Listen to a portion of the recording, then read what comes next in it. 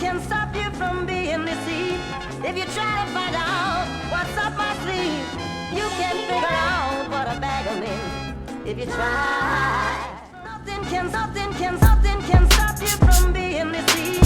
Nothing can stop you from being deceived. Nothing can stop you from being deceived. Nothing can stop you from nothing can stop you from being deceived. Nothing can stop you from being deceived. Nothing can stop you from being deceived. Nothing can stop you from nothing can stop you from being deceived. Nothing can stop you from being deceived. So let me ask everybody a question, man. If y'all ready for Hunt to come on this thing, type down in the chat. Type down in the chat, Hunt. Capital H, capital U, capital N, capital T. Type it down in the chat. I know he be cutting crazy, so he probably still in the shop finishing up. Yeah, he's really crazy hour. Look, they say not bad at all, man. I thank y'all, man, because I'm telling you, it's whew, man. Hey, don't it be crazy once you realize something to change as a man, right? As a man, once you realize, hold on, I'm gonna record this. That's a good little clip right there. As a man, once you realize that something with your hair, something with your stomach, then change, bro. You be like, damn. See me, I'm the classic man. I'm gonna throw this hat on and hide it as long as I can hide it, bro. As long as I can get away with hiding it, I'm gonna hide it, man. Sometimes, man, it just is what it is, bro. It is, and I'm coming to the realization. My wife was like, I ain't gonna love you no less when it's time to go bald. But I'm trying. I always said, man, when that time come, I ain't gonna play around with. Because you know, being behind that chair, you see some people holding on. And my son got this whistle, and you know, it's become his classic whistle. So people who frequent the barbershop know when it's something. He got this whistle, and it's hilarious. So like somebody sitting in a chair, and they really need to, you know, chop it off. He'll do this whistle. Now the person. They don't know. They don't know what he's talking about. You know, petty, they don't frequent the shop. So that's a petty human being, bro. But you know what? I think every shop got that kind of like that. That all heads up sign, like, yo, pay attention to what's going on at this chair. Something happening. Y'all need to see. Yeah, I agree, bro. I definitely agree. The barber surgeon, what's the knowledge? What's the knowledge? What's good, man? I seen you've been on your content. Boy. I'm trying to, man. I'm trying to figure it out. I got it set up now, and I finally figured out how to link it to my laptop so that I don't have to keep getting up and going back behind it. So it's slowly coming together, man. It's slowly coming. Okay, man. I appreciate it. It's looking real good. Man, I appreciate that, man. Really that was the goal, though, man, to get the camera, figure it out as best as I can before we pull up at CT. That way, once we pull up at CT, we can get on that thing and we can make right, get it smacked. Jumping on it. I told you, bro. He always cut, man. That's why I think his logo is a clipper, because that's what he is, bro. He's a human clipper, bro. That dude is always cutting hair. Hey, did you just see the name? Cuts Like a Girl. That's a slick. Cuts like a girl. Is on here. That was a slick name. To clear out. See, he got a shop full, bro. At some point, sir, you gonna have to stop it at a certain time. And you know what it is? I think Hunt is so in love with barbering, bro. He one of them guys that they still got that love for barbering. So it's hard for him to be like, nah, I can't get you right now, bro. We just gonna get it. So does he still do walk-in? Yes, bro. He do appointments primarily, of course, like I think most of us do. But he still squeezes in walk-ins when he needs to, when he has to, really, because you know how they go in the shop. You get in the shop, and once everybody discovers booking apps and they start booking appointments, then they become too unavailable to do walk-ins. And as you know, the guy who kind of sets the tone, you have to absorb that hit, whether you want to or not, because turning one walk-in away can become a bad reputation for your shop. And people not gonna say who turned them away. They just gonna say, I went to this shop and they told me no. So and the crazy part, man, I'm to the point that, you know, my schedule be so jammed. And it's just me and my son as barbers. We have a loctician in there that I'm to the point that man, I have to, you know, if I can squeeze them, I let them know, you know, any cancellations, you know, give me your number, I reach out, you know, that type of thing, man. But it's definitely, you know, and it ain't even about the money. When you turn them away, it do. it kind of hurts, you know what It I do. mean? Because you want to, you know, you Barbara want Pink to Barbie. take Hey, care of everybody. Barbara Pink Barbie, let Hey me shout there. out your Hey content, by the there. way, because ever since I've been following you, Yeah, you don't know it, but you've been motivating me to keep posting, because every time I get on Instagram, she on that, bro. If I see them red she is clippers, doing her thing. I know what it is. No, She but she is doing her thing. I was watching her yep, yesterday on her shaving videos. Yep. So hey, kudos to you. Keep I doing think what I'm you're gonna doing. just wait till I get the CT and you cut my hair, bro. If you bring your clippers Okay. with you, because I know it's a All vacation, right. so I know I'm probably Okay. Right. for real. Right. That's what I said, man. Yeah. But I'm thinking about buying a Oh couple man, I pair when don't we know, out man. I there. ain't buying damn clippers, man. The Clipper game that turned into the Michael Jordan barbers, man. You you know it's a mixture between that and Absolutely. technology, like the iPhones. Every time a Absolutely. goddamn Every time you iPhone look up, comes, it's a you know new what I'm one. saying? And actually, actually, I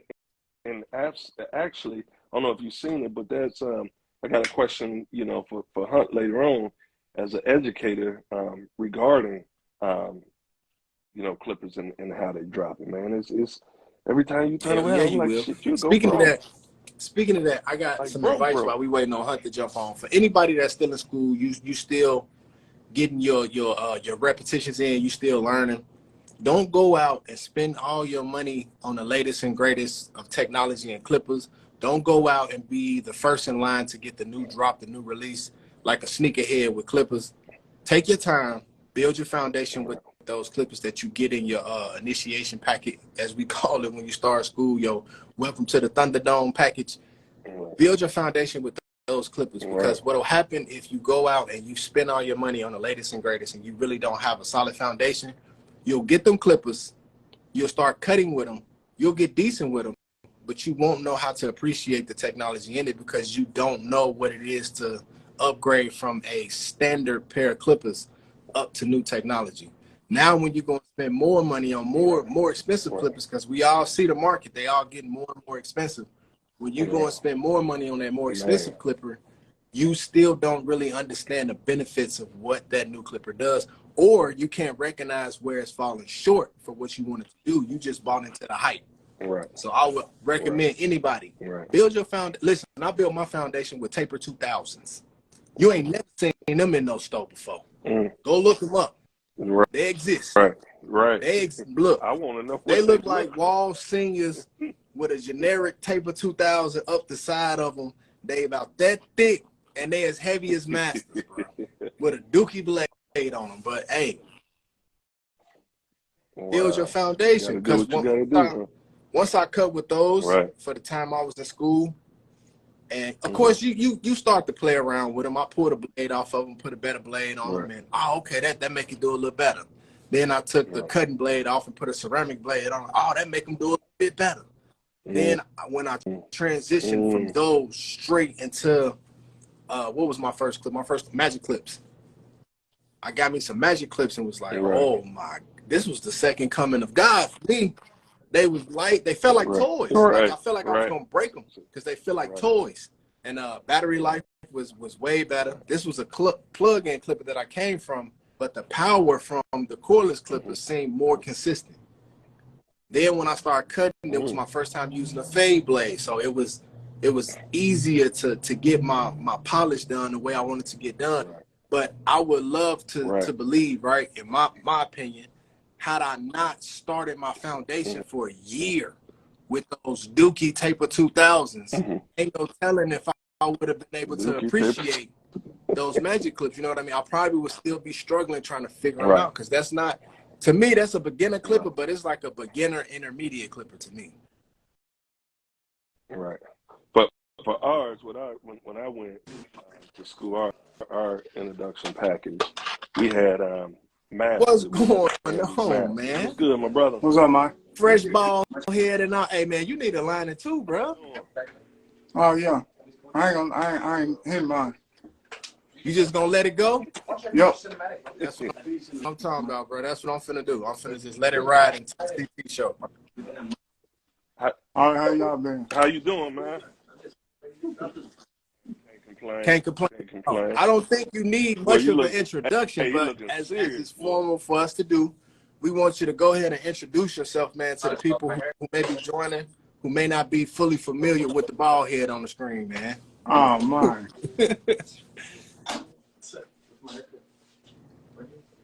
Go and let the people know who you are, man, what you do. Man, I'm Hunt the Barber, man. Brandon Hunt. Government name Brandon Hunt. Been cutting hair since I was 13 years old, man. This is what I do. I fell in love with it since I was 13. Been doing it ever since. Ain't looked back. But this, man, has made me a lot of money. It helped. I have other people make a lot of money with it, and I hope to continue doing it. Yeah. And being a blessing to other people while I'm doing it. Definitely. I think he's being real modest, man. You would have to, well, you know what? We're going to dive into that. We're going to let him tell some more of his story because he has a very, very unique, interesting story. Like you said, cutting from 13, it has to be a whole just plethora of memories and attachments to this industry and the things that you've seen, change, really, and the things that you yourself have helped to encourage change. So I'm gonna let Ash fire this one off, man, because Ash has he sent me some questions over, bro. Dope questions, phenomenal questions. So I would love for Ash to go ahead and jump in this, man, shoot some of those out. Let's get Hunt going. Before we do that, though, everybody in the comments, this is your time to share this live. Get more people in here so that they can understand that what's going down right now is history. You understand? Everybody ain't doing this. All the barbers that you see that's been built up their platform, they're not willing to jump on the live and engage with you and talk to you. This is your opportunity. You got them questions, fire them in the live. If you really want to know, do it again and put that goat, just like both blends put down. Put that goat emoji down there. Let's see that goat. Go ahead, Ash. Put that goat down. So goat status. So, man, we had you on, man, the first time. And we had some interesting conversations, man. We were kind of talking about just kind of things we were all going through, you know, with the shops and so on. So since our last interview, man, tell us a little bit about your shop and your barber school and kind of where that's at now, how things are. Since the last time we talked, the barber shop and the school, man, you want the truth or you want me to make up some bull crap? Come on, man. Yeah, it's been super rough with the school. I ain't got that no more. I didn't let it go. I feel like I got finessed out of it, to be honest. As far as the shop, man, everything's slowing down, and I feel like it could be better than what it's doing. But you know how people are in the younger generation is, man. It's hard to deal with them. But I got a plan. I feel like I'm gonna go with this plan, and we're gonna pick it back up. Okay. So if it's too much, then it's too personal. You know, don't go into it. But when you said you kind of got finessed out of the shop, like, man, I'm an open book. On that just a little bit? I'm gonna tell it like it is. I know you Hey, that's that Memphis in them, bro. Okay. I'm from Jackson. Don't do that. I'm from Jackson. Jackson, Dodgeburg, what's the other one? Humboldt, Trent. All that time. That's Memphis to me. All that's Memphis, bro. Ripley, all that's Memphis to me. I feel like, man, there was some jealousy in the game for real. I feel like they knew I was a threat, and I feel like a couple of people people on the board and a couple of people who had schools kind of like worked together and got me up out of there because the way it was set up, you can tell. If I was to put the paperwork out and you knew me, you could tell like it was some stuff in the game. Wow. Now, I was aware that stuff like that happened in the barbering industry. Like I've heard horror stories of barbers from other shops seeing a barber may have came through their shop, or just somebody who came to the city and started to change some things. I've heard stories of, you know, people coming together, other owners coming together to send barbers in your shop to make it bad, to get it shut down. I've heard some stories. I had no idea that extended off into the schools too. I didn't know. I never experienced it until I moved to Nashville. I didn't even think it was a thing. Man, where I'm from, we don't go in nobody else's shop. Like the barbers, we stayed in our barber shop. We might have homeboys as barbers and stuff like that, but we didn't go into the other barber shops to see what they had going on or do things like that. Man, that was all new to me. Right. Yeah, that's sideways, bro. That'll leave a bad taste in your mouth. But that actually leads me to the other side of the question. With that being the case, man, it sounds like that would cause a lot of stress. How are you dealing with the stress of that? Because you got management of the shop, the management of a newer generation of barbers, as well as an older generation of barbers, because you got a guy that's been in there and around barbering as long as you have, right?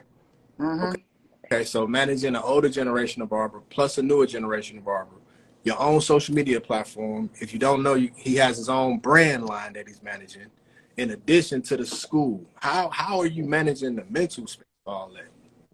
Man, to be honest, when I had all that going on, I'm just going to be completely honest with you.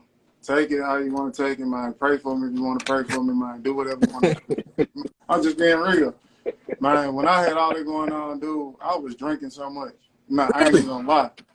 Really. Wow. And soon as I was like, man, I'm going to let some of this stuff go and do this and do that, I stopped. I ain't really just touched the bottle or nothing like that since all that. Congratulations on that, bro. That's what's up, bro. Big. Appreciate it. That's big. Yes, sir. Yes, sir. And do you feel like you was drinking to kind of numb it down, or was it just to get your own relaxation? Oh yeah, I was drinking a lot to numb it down, man. There was a lot of stuff going on at that time, man. Like I said, with that school stuff, it was crazy because it was people calling my phone. I knew weren't even calling my phone. I'm Caucasian people, old women and everything. They'll call, hey, me and my husband got this going on with our school or something like this. How do you do this? How do you do that? Asking me all kind of weird questions and stuff like that. You can tell it sounded like I was talking to the feds. I promise you. Right. Those people calling you fishing. They fishing. Fishing. That's insane, bro. I had no idea that was going on with the school. It's I'm sorry. I'm cool. I'm cool. Man, that's because what's for me is for me. Right. You can take it away, but it's gonna come back around. If it's for me, it's gonna come back around. You can't. Absolutely.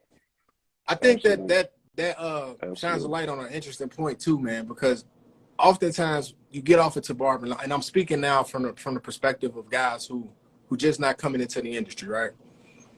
Oftentimes they'll see you, right? And they'll see you either cutting hair or they'll see you on social media.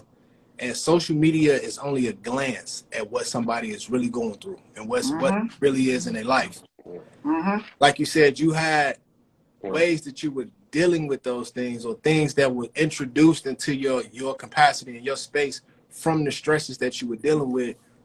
I want you to talk to the barbers coming into this, and the barbers, the people inspiring to be barbers, and kind of explain to them how heavy the load is and how you have to be prepared for this, because everybody want to be a booked out barber until they become a booked out barber. Oh yeah, you gotta have the mental capacity to do this, bro. It ain't what you thinking about.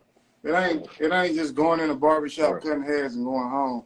You got to think about it. If you being a booked out barber, say if you cutting 40 heads. I had to say this to my shop the other day. You got 40 heads in your chair. That's 40 spirits you dealing with in a day. Say that again. That's 40 spirits in your chair, and then you got 12 other people you working with. There's 12 other spirits you dealing with in a day. So me being a owner, I used to tell one of my barbers this, man. Me being an owner, I got to take everybody else's problems home with me. I know you're not supposed to do that, but like, okay, you got this barber, man. He just got his car took. You got this girl over here. She going through some with her family. You got this girl over here. She got this going on. You got this dude over here, man, got this going on. So you got all this that you got to take home every day. You got your own personal problems you got to deal with. And then you got your clients that's going through stuff and telling you their problems that you have to mind. So it's more than just cutting hair. Then on top of that, you have overhead and stuff that you have to deal with being a barber. Yep. So when people on the internet saying, man, $20 is this and 25 is that, and you should be charging this, like, y'all charge y'all prices, $50, $60, do that. Because you're going to have overhead and all that other stuff to deal with. It's stressful. Absolutely. So it's interesting. You ran him right into a question that I got, Shaq.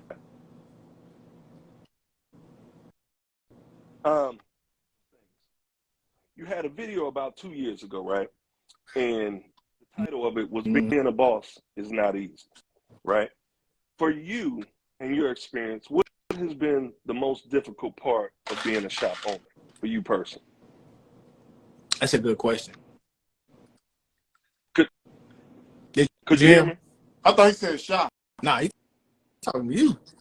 This is your time. No, you gotta run the question back again.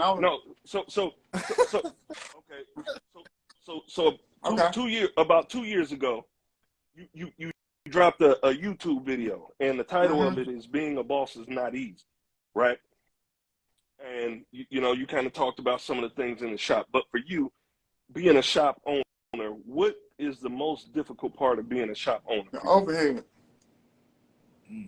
The overhead is the most difficult part because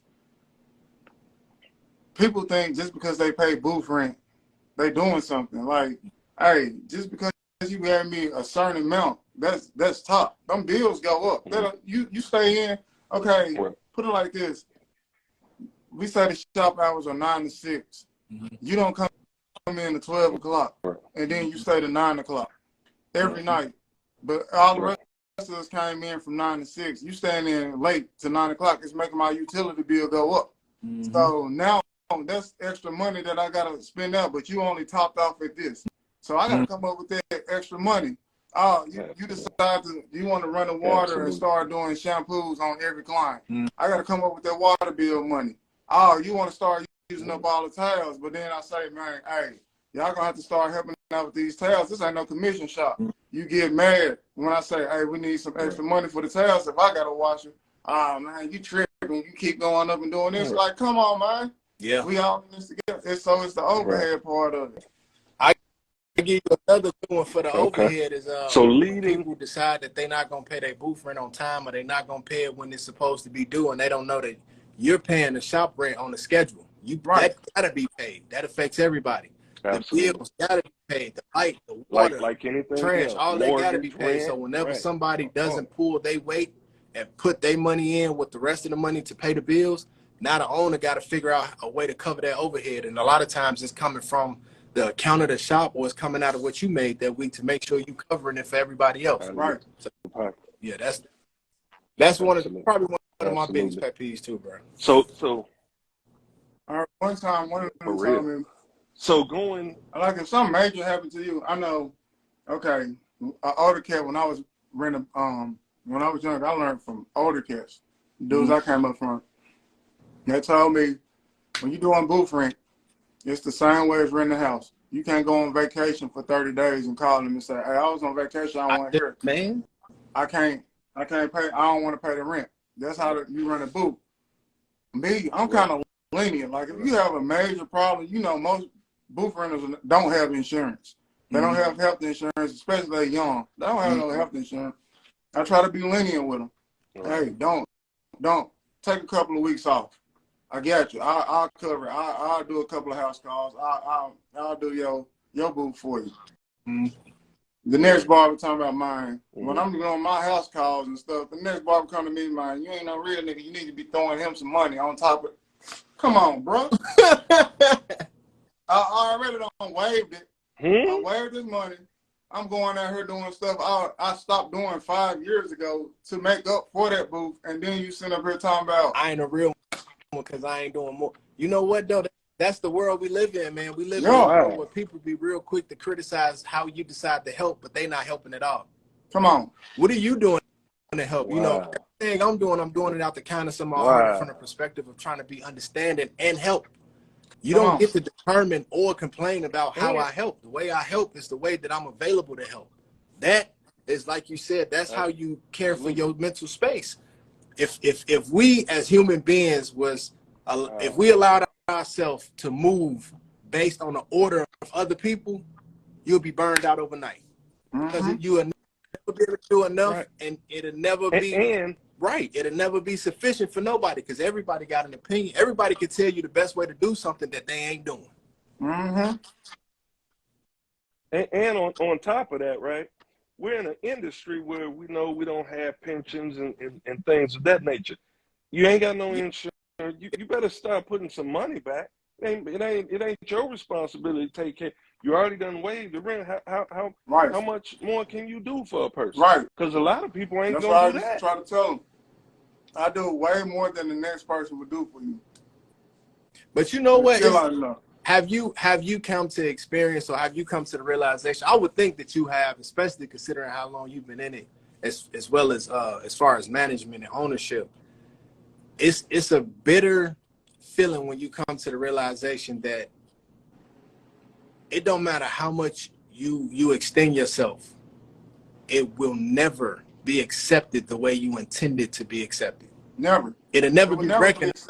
I mean, the way you intended to be recognized, because people rarely understand. And I know you enough to know you're not the type of person that's going to tell anybody the things that you're sacrificing in order to help them. You just gonna help them. And people, it's frustrating that people don't take the time to even consider what you may be not being able to fulfill for you and for your family in order to accommodate their situations. Right.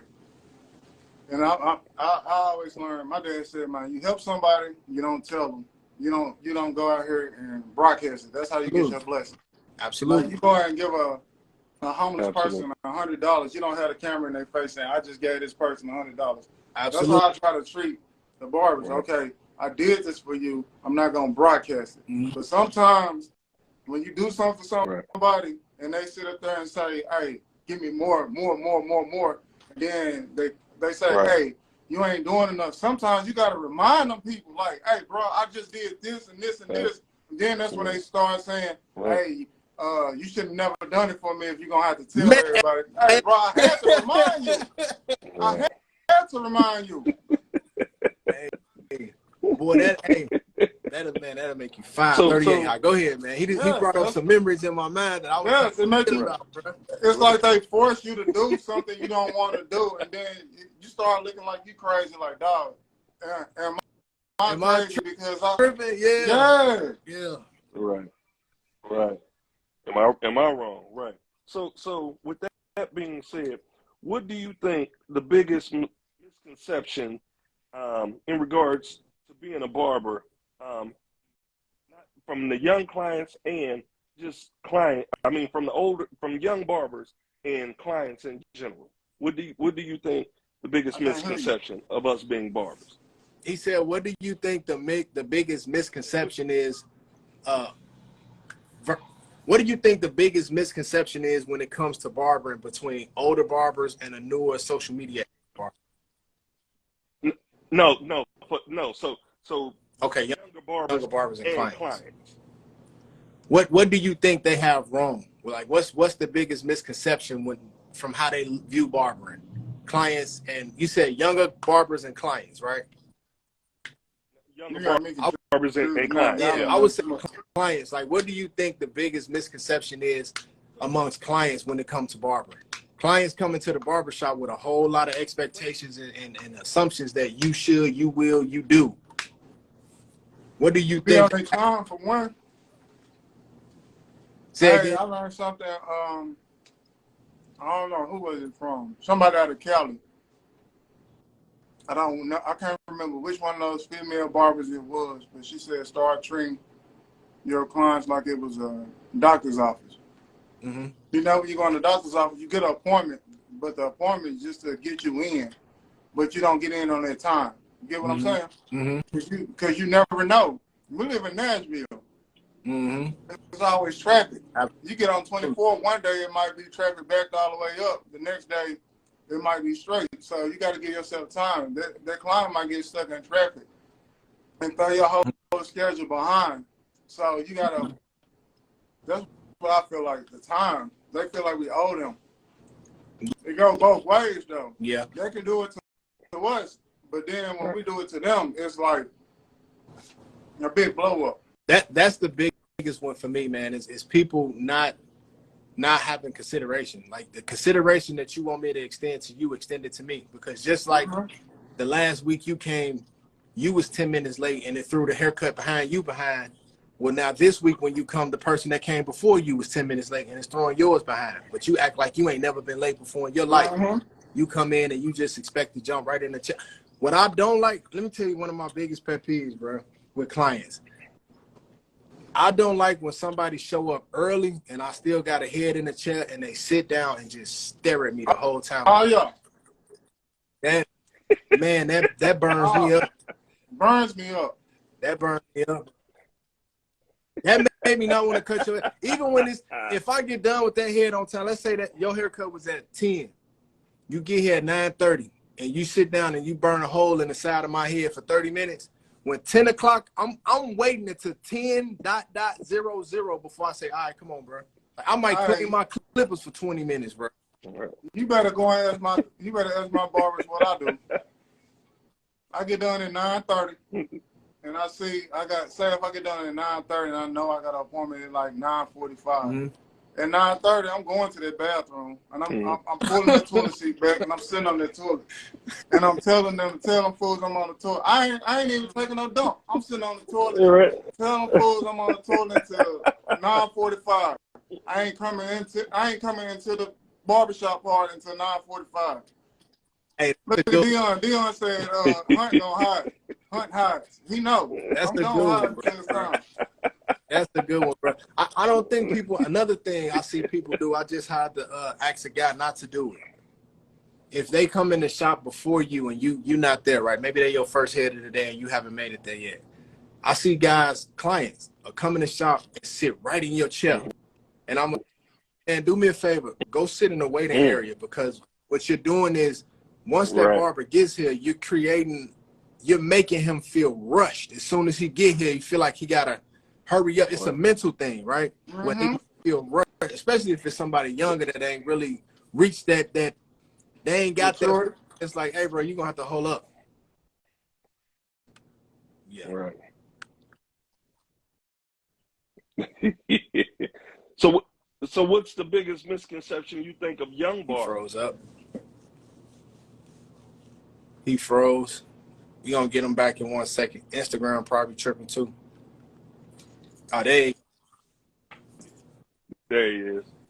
So that being said, what do you think one of the or the biggest misconception of young barbers?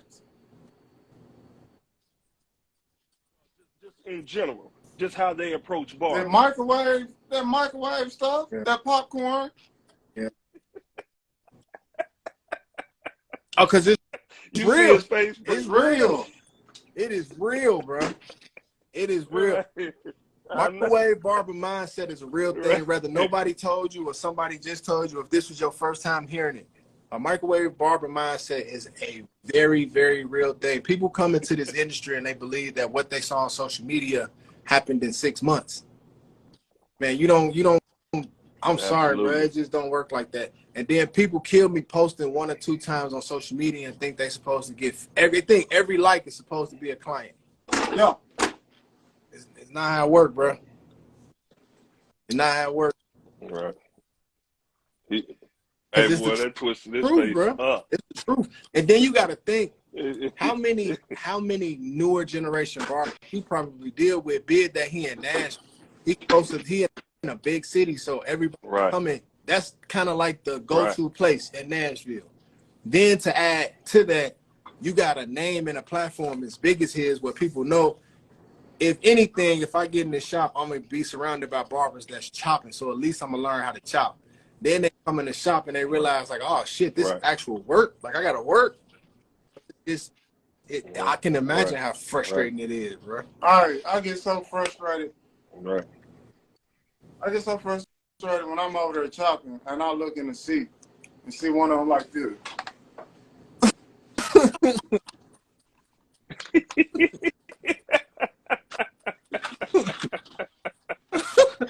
You're right. Or in their phone. I'm sitting up there like, dude, you got all this time to be in your phone. You got Perk over here coming, you got Gliss over here coming, you got me over here coming. You can either be watching me or one of them, or you can be out on the street passing out flyers or something. But don't be sitting your butt over there on no phone, not doing nothing. It irritates the crap out of me. And then you come to me at the end of the week, man, talking about, it was slow. How was it slow when you just saw me, Perk, and Gliss and them get off? It was slow for you because you sat over there and done nothing. Yeah. They think they're going to shop with us, they're going to get off. Let me ask you a question, bro. With that being the case, it's a lot of barbers, especially newer barbers, who don't understand the importance or really don't even know how to market themselves. What do you think? What would you say? Because this kind of goes into this question down here. I'm just TC. The hustle is real. I want to know, how often do you film? What are your top 3 ways of marketing yourself that you would tell any barber coming into this industry? The top 3? Top 3 ways. It's never going to, well, the first one never going to change. Man, you got to get up there and talk. Networking. You got to talk. And when I say you got to talk, I always say this: no matter where you go, you have to let somebody know that you're a barber. I don't care if you're at a restaurant. You gotta bring it to somebody's attention that you're a barber. When you got I say this all the time. You got a waiter. You tip the waiter. She said, he say, oh, you didn't have to tip me like this. Yes, I did. I'm in the service business. I'm a barber. This is how I get paid off of tips. Oh, where you cut hair at? I cut at so and so's barbershop. Now you just let that person know that you're a barber. He might come to see you. Everywhere I go, you got to let people know that you're a barber. So like networking and telling people that you're a barber, that's number 1. That's the first thing. I no longer do business cards and flyers. Everybody has a cell phone now, and technology is so good. I don't think I got that little thing. Technology is so good now. You can get that little thing and tap somebody's phone. All your information come on there now. You don't need business cards or a flyer. And third thing, if you really want to do social media, these people got everything you need and make it easier. It's way easier than what we had it. And they don't even take advantage of it. You can go and get the QR code off of your Instagram, screenshot it, send it to a sticker place, and just start sticking to places. And then folks just walk up and scan it. That's a whole, you ain't even doing no work at that point. That's a good way to look at it. You know, that's a good ass idea. I'm gonna have to bite that. I'm not gonna lie. Using that, I'm finna be sticker bomb. You'll have an invoice. Everybody on this, all these people right here, go on screenshot. I'm gonna send y'all the invoice when I get off. So I think we didn't talk about some pretty easy laid back topics, the expected topics. I want to jump into some deep shit, man. I want to jump all the way off on the deep end and really dig into your experience as Hunter Barber, because I think what I've watched and I witnessed with my own eyes is you have such a big impact on barbering in Nashville, shit, I really want to say Tennessee, that I've seen just in my short time of being involved with barbering here. I've seen a lot of barbers come into this industry, mimic what you do, get good at mimicking what you do, and then steal away the credit, steal away the acknowledgement, not even being willing to even just to even give a little wink like, I learned it. You know, I saw hunt, but I'll not even get at. Right. And I want to ask, to me, that falls into one of them categories of clout chasing.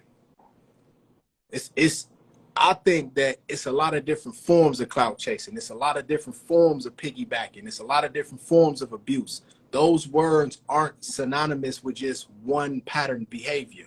It's multiple patterns of behavior. I would love to talk to you more, or you talk to us more about your experiences with that. How are you kind of keeping yourself shielded from that? Because as an influential barber, that's the only way you can allow it not to happen, is you have to be able to put up some kind of barrier. What's Hunt barrier on how to deal with that? Shoot. Man, my main part of it, they already done took that and put it all out in the world. So, it's, like I said, I still got some stuff in my bag. I'm just waiting to bring it out. I just got to get in the area where I can be by myself. But as far as my people doing that to me, man, that's gonna be hurting. I ain't even gonna lie. I wish I could talk to Rachel about how much I talk about it, but man, it hurt. Like, to know that you had so much of an impact on it, and just to see how many people come by and like take their style. The killer part, I'm gonna say, the people who take my style or come by and watch or work with me and take the style and then give credit to themselves or somebody else. That's what killed me. Yeah. That's what hurt the worst. Yeah. I would imagine, man, because for the record, for everybody on this live, make sure y'all hit your screen record button on this part right here. I paid for the class because I value what he was doing. I saw it, and I was like, man, that's something I definitely want to be able to learn to do. But the key word in that is I wanted to learn to do it. I don't want to just try to watch all his videos and be in the background of my room trying to figure it out like a mad scientist. Why not seek that person's help? So I reached out to him. Hey, man, I like your content. He didn't know me from a grain of salt. I like your content. I love what you do, bro. I had never seen nothing like that before. So in my mind, you are the originator of that. So I reached out, and he said, hey, man, I'm doing a class pretty soon. And in my head, I'm like, damn it, I need to get my tickets fast because I know this class is going to be packed out. And there's no way people seeing what I see and then they see the opportunity to learn it from the person doing it, they're not going to jump on that. And when I went, it was more people from other states in that class than it was that, people that I go to school with, or people that I didn't talk to about these pictures and videos I've seen. You know why? Because the people in our state, you know how they get it? They book an appointment. And they book the works. And when you get the works, that's everything I do in the works. That's their class right there for a cheaper price. That's how they get it. Or they come and try to work with you. And when they work with you, they're watching what you're doing, and then that's how they get it. And then they leave. Let me ask you, Ash, have you experienced that, man? Because that's something that I seen for myself, and I know Hunt has seen it, man. People will come into your shop, bro, for something you do. Like, for instance, you, Ash, I would say your line work with that razor, that's a skill set that a lot of barbers don't possess. They don't have the comfort with the razor, and they don't, especially when you go to lining up around here with the razor. They're not comfortable doing that. People will come in your shop, man, and give you the whole, I'm a hungry barber, look, talk. They say all the right stuff. Get in there, learn your techniques, get good enough where they're sufficient and they happy with what the turnout of the product is. You'll come back next week and all that shit will be gone. Station be cleared out. Next time you see them, they offering classes on how to teach you how to use the razor. Tell me I'm lying, bro. I done had people leave. I done had people from the other interesting states part that came down, worked, and done that. That's insane. That's insane. Wow. Other Come all the way from other states. One state in particular. We ain't gonna call the state out. I done had multiple. I said, I'll never hire another one from this state. They'll come from that state, work with me, dip. That's insane, bro. That's insane, man. So that in itself, that kind of speaks to what I'm saying. That's to me, that falls into that category of clout chasing, man. Because you coming in, you piggybacking on somebody already established foundation. You robbing at that point, man. It's the same thing as like no call, no shows. You stealing from me, man. That's what it feels. I would imagine that's what that feels like. Like you stealing from me. Mm-hmm. You know where you can stop it at? I had these and I just stopped doing it. I got so sick of barbering, but I'm gonna bring it back. A contract. If you want to stop all that junk, pull them contracts out.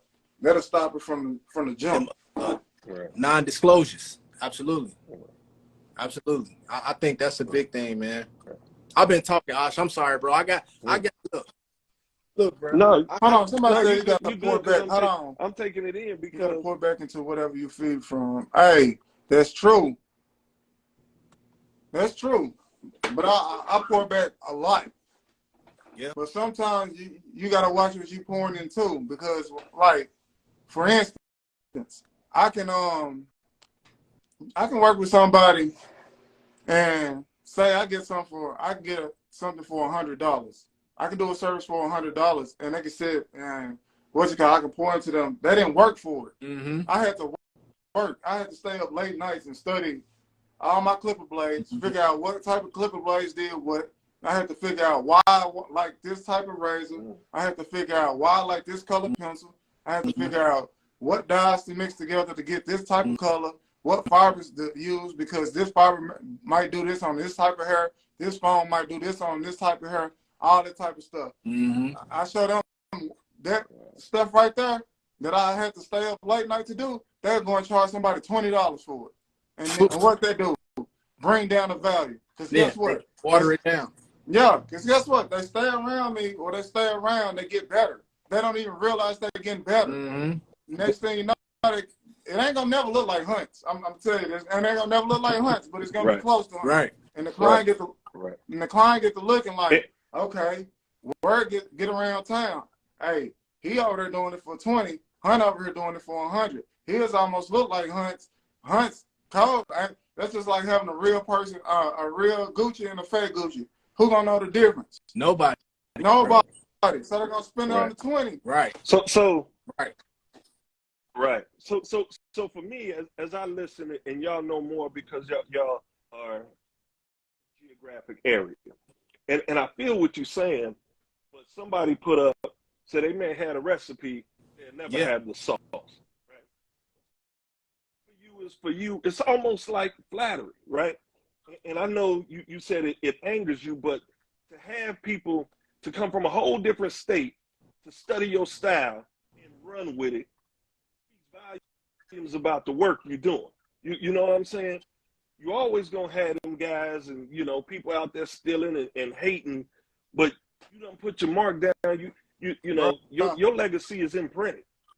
You don't know the part that hurt though. They do that. But it be the stuff they be saying while they hear. It's like they be trying to knock me down. Yeah. They be like, they look past me. All the time. Hunt ain't really cold. So-and-so the GOAT. Like, how so-and-so the GOAT when I talk so-and-so? Yeah. Like, so-and-so watched everything I'm doing.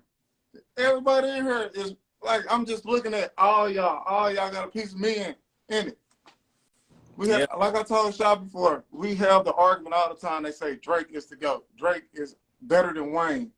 But how is Drake better than Wayne when you hear Wayne and everybody? You hear Wayne and Nicki Minaj. You hear Wayne and Drake. You hear Wayne and, what's the boy that just got indicted? Young Thug. Young Thug. You hear him and everybody. Yeah, Young Thug. Like, he's the GOAT. You don't hear Drake and nobody but Drake. Hey, and Quentin Miller. Oh, yeah. That's funny. But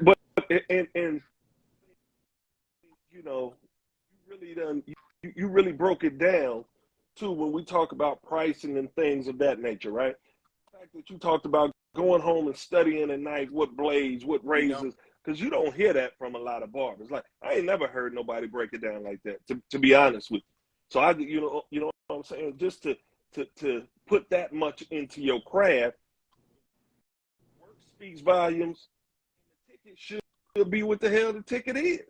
It ain't cats going home doing and that. then what's crazy is I was just listening to you and I was thinking about it, man. They made copies of Jordans. Pretty much China got a copy of everything. Everything has a duplicate of it. The problem is it don't matter how good the reps are getting real nice. But they can never be Jordans, bro. They'll never hold the same value as Jordans. Never. Absolutely. It don't matter how much you spend for your Absolutely. reps and how much you can hold them side by side. Once you go and get them fuckers authenticated, they're going to throw them garbage. The Jordans are the ones that you can sell. Right. Ain't no, the sky's the limit on the resale value on them because it's in the quality, bro. I think that what you have, like we was talking about you earlier before you jumped on, your passion for barbering and your desire and will, even this long in it, to still be figuring out new ways to reinvent what you're doing or new ways to keep pulling away from the pack. That's authentically you. Can't nobody mimic that, bro. They can't mimic. I don't care how much they try. They can't mimic that. You just see this? You just see that somebody said, Hunt, you are the blueprint. You birthed a lot of these barbers. So people out here know your worth and what you bring to the game. When I look at your haircuts, let me ask you a question and be totally honest. Yes or no? Are you a perfectionist? Okay. I think the reason it's hard for you to see how many people appreciate and hold you up for what you do and what you show is because you're a perfectionist. Perfectionists, oftentimes their characteristic flaw is we tend to focus on the negative because the negative is fueling us to keep on pushing and pushing. But at the same time, too much of anything ain't good for you. So if you over focus on the negative, it'll put you in that state where you feel like, man, fuck these people, bro. I ain't fucking doing this shit no more because I'm not finna keep on just giving, and then getting shitted on for giving. I think that's kind of where I was with it. Exactly. And I think what you did when you kind of moved things around the way you did is you recaptured yourself. You shift and fixed your balance. Fixed your balance, bro, because I don't give a fuck how people feel about it. They can call me they can say this nigga Shy be holding Hunt nuts. I don't give a fuck how you feel, bro. The nigga helped me get better. He helped me get to the point that I am in this barbering shit. And anybody that can feel some kind of way about it, fuck them. Let me see what you doing. What you doing? Because I know what I got going on around Studio 312. I wouldn't be at this point had I took that same philosophy and just tried to figure it out myself. Who knows where I'd have been? Who knows I'll still be cutting hair. Right. But because somebody was willing to help out a barber that didn't have no name, no following, no foundation, man, fuck what they talking about, bro. You definitely one of the bricks in my foundation, so fuck them. That's just a real deal. I wonder where all the bad talk come from, though, because a lot of people don't even be knowing me. I never had a conversation with them. Never. So can I say? Go ahead. So can I say this? It's funny because like my wife be watching us when we're on here, and she told me last week. She like you got to smile when I look at you. You know, you jump on. It don't look like you smile a lot. You got this serious look, and some you know how people are. People just run with it, and they're gonna make you be who you know. Dude always got a mug on his face. You know what I mean? It's just we live in that type of world where people spend so much time judging. I think a lot of you know what I'm saying? And heavy is the head that wear the crown. That's a good ass point. And I think a lot of it too is people don't like to view their own insecurities. There's a lot of people who feel some kind of way about you just stemming from their own insecurities, their own baggage that they haven't addressed within themselves, bro. I think every barber at some point in their career have experienced that from other barbers in their area. As soon as you start, especially if you're a barber who reaches to get better, right? If you keep reaching to get better, you start posting on social media, you start going to shows, you start meeting people, whatever you do, right? You start building up a good clientele, because all of us know the number one thing that comes with building up a good clientele is people start saying your name to other barbers. When people start saying your name to other barbers. Imagine how insecure barber feels when his #1 client come in and he was like, "Hey man, can you cut my hair like this?" And they show him a fucking picture of you. Boy, you talking about punching somebody in the heart, my boy. Man, you talking about hitting somebody right in the soul, bro. So all that did is just dump gasoline on that already insecure, whatever they feeling. So now, man, some people just, they don't have it in them to step back and check themselves. Like, man, I'm tripping, bro. It's funny though. It'd be funny though to hear another barber tell a client, "Hey, they said you ain't do nothing but enhance that, and that work don't even be enhanced." Yeah. That'd be the funny part. Like, hey, that wasn't even enhanced. You don't even know sometimes if it's enhanced or not. That's the funny part of it. Yeah, definitely, bro. It's hey man, the shit crazy. But we getting into the meat and potatoes. Ash, you got a question, man. Can I have you ask you, bro? You got a question down on what was it, man? It was down towards the lower part of your list, man. You got some fire-ass questions on the lower. I almost asked a couple of them, but I ain't gonna do you like him. No, man, you all good. Any of them last 5 was some fire-ass questions, bro. Okay. One of them I had, with you being an educator, and we hit on this earlier before you jumped on.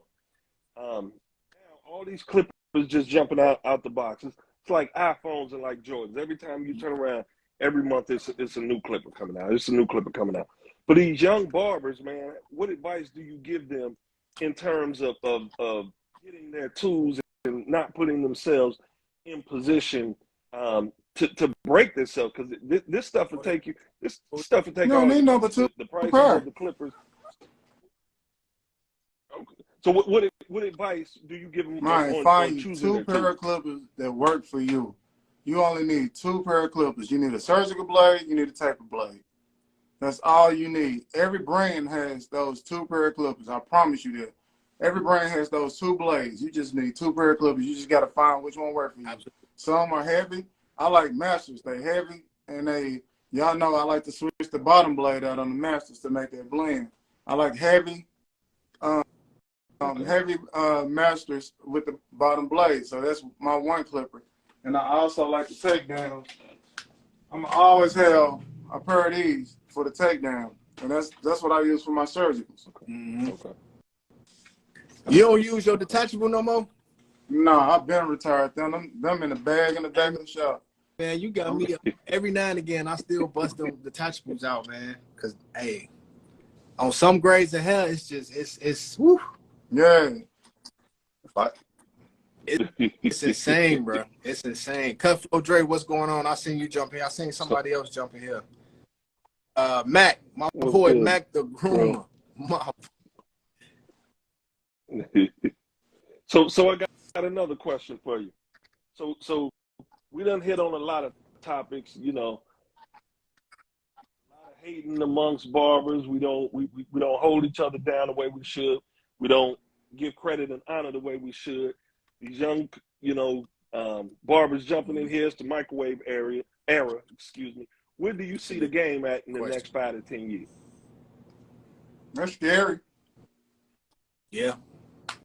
That's real scary. Why do you think that though? Because the mindset of the young barbers. Oof.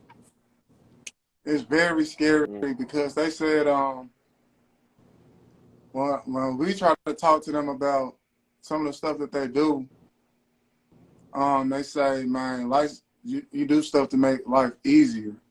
But some of the stuff y'all doing to make life easier is really killing the game. Mm-hmm. So I feel like if they keep going the rate that it's going, it's going to be terrible. Just like, I feel like for us shop owners, those apps and stuff, I feel like the people making the app should it should be a thing where people who own the shops should only be able to get the apps. People who are just regular barbers shouldn't be able to get those apps because that kill shop owners, shops and stuff. You get what I'm saying?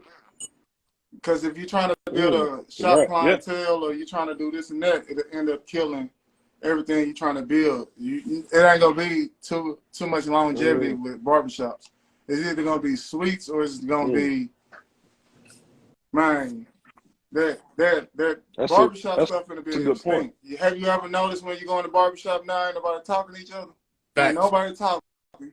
Facts. Everybody in their cell phones. Appreciate you, Mike. Come say what's up to the live, man. It ain't the same. Use my name. Yes, sir. That's Find yourself in Murfreesboro, man. What's up, big man? How you doing? His face. This man found. He's the founder of Murfreesboro, man. This is love. What's up, Mike? What's up, brother? How you doing, man? Good people, man. This right, he's like big brother to me. He's the man. He's the man in Murfreesboro, man. Okay, that's what's I'm up. so grateful to know him. Appreciate you. Yes, sir. Thank you. Much love to you, brother. Appreciate you, bro. What's up? Sir. Okay. Thank you, sir. That's a good point, bro. That's a real good point. Did you hear what he was saying, Shy? It is, man, because that's interesting. I think a lot of it too. It leads to another question I wanted to ask you, man. Why do you think it's so hard for the newer generation? It's just in some cases, the older generation too, to take advice on how to develop their careers. A lot of people reaching for goals and shit, and they want to accomplish these things, and they want to be able to do this, that, and the other. But then when you lay out a plan, give advice that they're seeking, they won't take the advice. Right. Why is that? I don't know. Don't want to feel like somebody put them on. I've heard somebody say that. I've heard a couple of people say that. Like, they don't want to feel like, hey, you put me on. I don't want to ever say, hey, you was the one who put me on. Like, bruh, everybody got put on by somebody. I ain't ashamed to tell you. Like, the dude, I learned from two dudes. Absolutely. It was two dudes that I saw when I was younger, and I looked at them and I admired them. Like, hey, these two dudes are who I want to be like when I get my stuff. There's D. Charles. He owns In His Image and Milestone. In His Image in Jackson and Milestone in Nashville. And there's a guy named Gam, and he owns Gams in Knoxville, Tennessee. Those two owners are two dudes I looked up to, and I kind of like said, hey, that's who I want to be like. And I used to ask them questions. And I still would if I need to. Right. Let me ask you a question. What about them made you look at them in that light?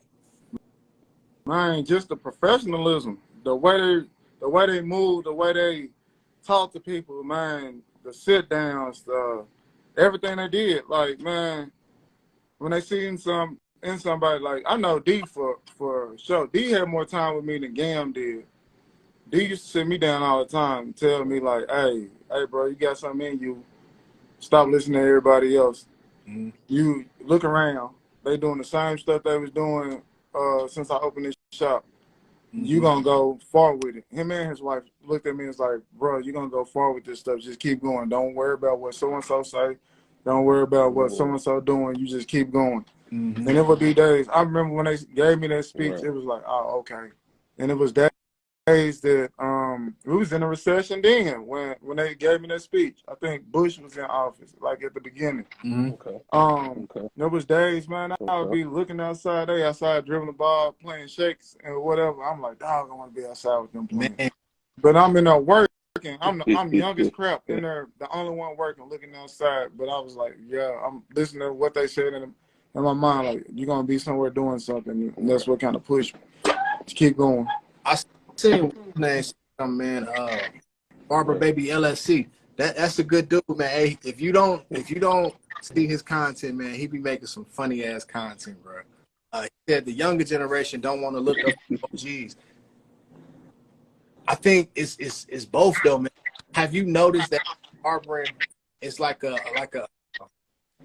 constant divide between the older generation and the younger generation of barbering? And then you can put all these subtypes to that too. You got enhancement barbers, not barbers, design barbers, not barbers, straight hair client barbers, coarse barbers. Oh, black barbershops, Caucasian barbershops, Spanish barbershops, Puerto Rican barbershops. I can talk on every one of those topics. Every last one of those The floor topics. is yours, my brother. I was gonna say, especially with the coarse hair and the straight hair, man, you know they criticize me for that for the longest. Really? Yes. As far Hunt can't cut straight hair. What? Like, I don't want to cut straight hair. There's a difference. There's a difference. I don't like the wet crap in between my fingers. I don't like to pull their hair and see that wet white stuff coming between my fingers. It makes my soul cringe to see a waitress or a waiter at a restaurant pick up a plate with stuff on the plate. So that is always something with something on fingers to me. Hey, man, so that's why I don't do the crap. For something new about you, bro. You're a germaphobe. For something new about you, man. For real? Yeah, I never knew that, bro.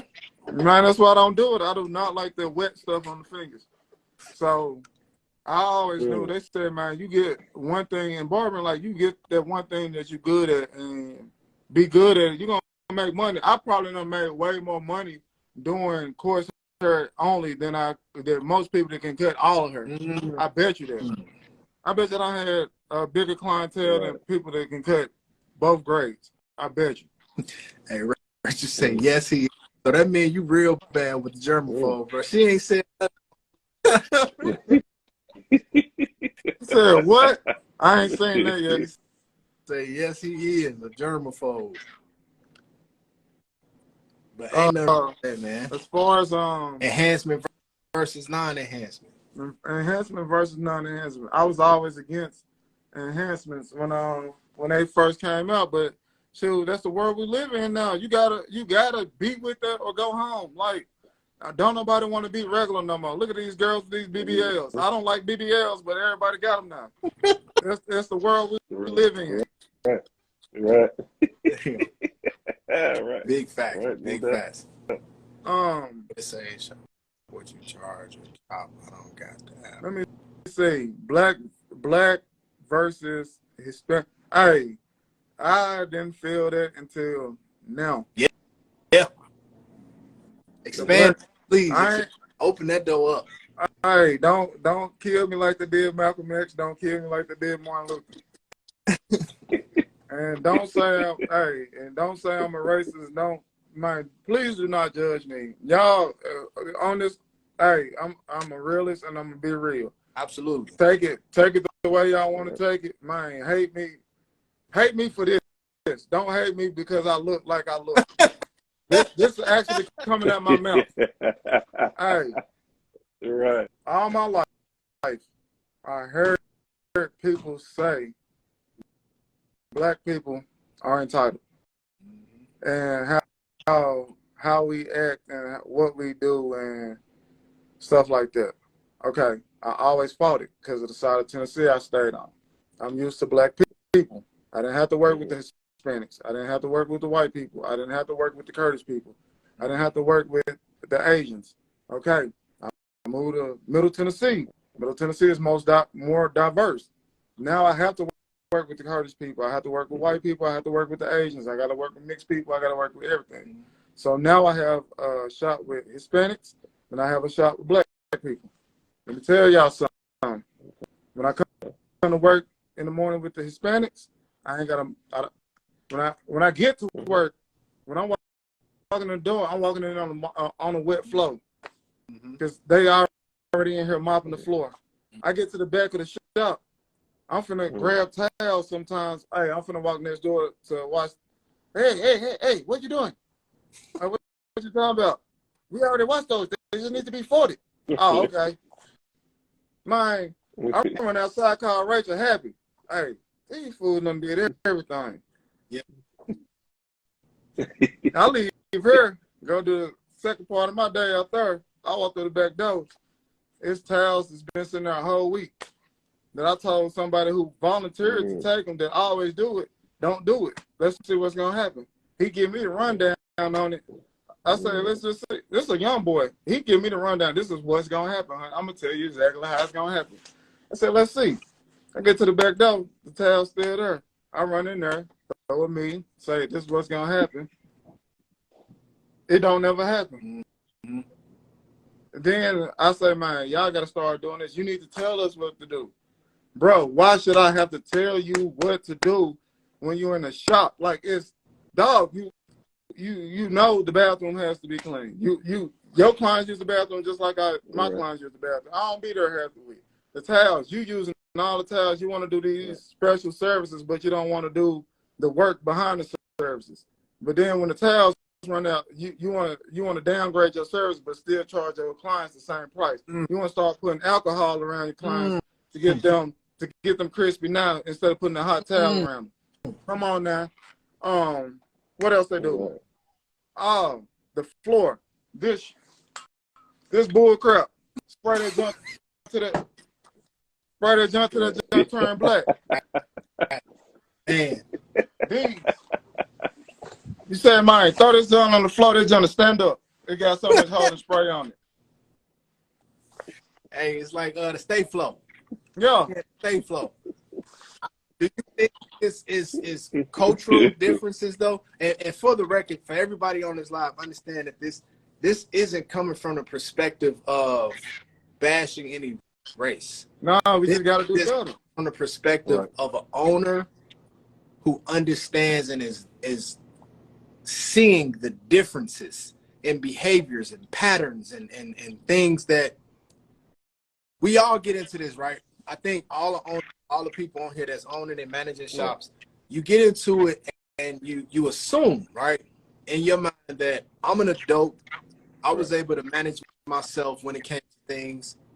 I think that as long as I'm dealing with adults, they should be able to manage themselves. Because honestly, a lot of us who come from the workforce into barbering, you get into barbering because you don't like the micromanaging of a workforce.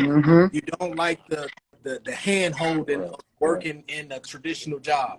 So you come into barbering, and at some point, everybody didn't have that philosophy. I'm my own boss kid, right? Then you grow out of that and you become, okay, so in order to do this, it's going to take some doing on my behalf. Yep. I think what he's recognizing is, and what he's saying is, there are cultural differences, man. And we can all speculate why it's so difficult. Me personally, I'm going to go on and jump on into that drowning boat with you and put my reputation on the line when I say this. I think a lot of it comes from people who are fucking immature, bro. They immature, whether it comes from their upbringing or whether it comes from when they got out on their own. They stopped growing because nobody was holding their hand no more. But it's a whole lot of barbers in this industry that don't have the maturity level that it takes when you're looking at it from the black side. But then when you go into other shops, when you go into Hispanic shops or you go into Caucasian shops, their maturity levels may be messed up in the sense of behaviors, but when it comes to bare necessities, they take care of it. But they're going to wash the towel, they're going to mop the floor, they're going to take out the trash, they're going to wipe the mirrors. And they're not just going to wipe their mirrors, they're going to wipe all the mirrors that's available to be wiped off. They're going to stay and lock up and make sure that they didn't leave the air on. You understand what I'm saying? When they sweep, they're not just going to sweep their station, they're going to sweep all the stations. It's a lot of people, man, I think that spoiled, bro. And then it goes back into what you said earlier. That's part of that black entitlement, bro. I hate to say it, but it exists. Our supply dude, he's an African. I'll tell y'all a story about that. One time we was playing, he an African. We played some African music when he came in. And one night, I straight asked him, I play a lot. I said, hey, Akeem, why is it that y'all Africans, when y'all love to come to America, but then when y'all come to America, y'all think the black people in America are lazy? Oh, man, we was playing at first, but then it turned into a whole debate. He was saying, man, y'all are lazy. Y'all are lazy. Y'all entitled. Y'all this and y'all that. And I was like, but y'all the ones sent us over here. He's like, we did not send y'all over here. We thought we were selling y'all into good slavery or whatever. So we kept debating and going back and forth and going back and forth. He said, everybody else come over here and they work for what they got. Y'all over here, y'all just lazy or whatever. Okay, long story short, when I got to school, one day I went in there and bought some supplies. I went in there, he said, hey, what's wrong with you? You're not yourself. You're not smiling. You're not playing. You're not this and that. I said, man, I'm stressed out. He said, stressed out for what? I said, man, those students stressed me out. He said, who was it? I said, man, you won't believe it. I said, man, it ain't even, I said, I love the Hispanics and I love the Curtis kids. They do everything I ask them to do. I don't have to ask them to do nothing. They read the books, they take the test, they hear every day. Mm-hmm. I said, man, it's my own kind. Mm-hmm. He said, oh. He remembered that conversation. Yeah. I said, oh, he got me. He been waiting years for that conversation to come back. Yeah, he waited for years. Right. The truth, though. He got that was gonna double back. It's absolutely the truth, man. And I think that's why people like yourself are so unique to me, and Ash as well, for putting together a platform like this. I think guys like y'all are unique and needed in a very, very, very detrimental way to the culture, because it takes for somebody to recognize the differences and to be willing to dissect why they are in order to make other people aware that they are. You know what I mean? That they do exist. They are. A lot of times, you know, people do you don't know what you don't know. A lot of times people who have mannerisms and behaviors that they neglect to change because no one's making them aware that it's problematic to everybody else. You know, they go around their life and everybody is, you know, walking on eggshells around them because I don't want to set them off, or I ain't gonna say he doing this, although he should know he doing that. And they whole life been handled with kid gloves, and ain't nobody came out and said, hey man, I think you dope as hell, you cut hair real good, but you a fucking asshole, man. You need to fix that, man. All right, it was one thing I noticed, I do, and what made me notice it was probably like a year or so ago. I was at my parents' house, and when I walked in the house, they did something. And when they did it, I did this little thing that I do. And when I did it, everybody in the house got quiet. And I started looking at them, and I look at them looking at each other. They all looking like, I said, I know what this is. They looking at each other like, here we go. He finna start. So I was like, so yeah, when I do that thing, it's like they walking on eggshells and stuff like that with me. So I was like, okay. So some stuff you gotta be aware of too. Like you gotta take hints to stuff. Like, man, you gotta watch body languages and stuff. That's a part of barbering too. Yes. When that's another thing with the young. You just started something. That's another thing with the younger generation that I don't understand, bro. You doing something in a barbershop. You're not watching nobody body languages.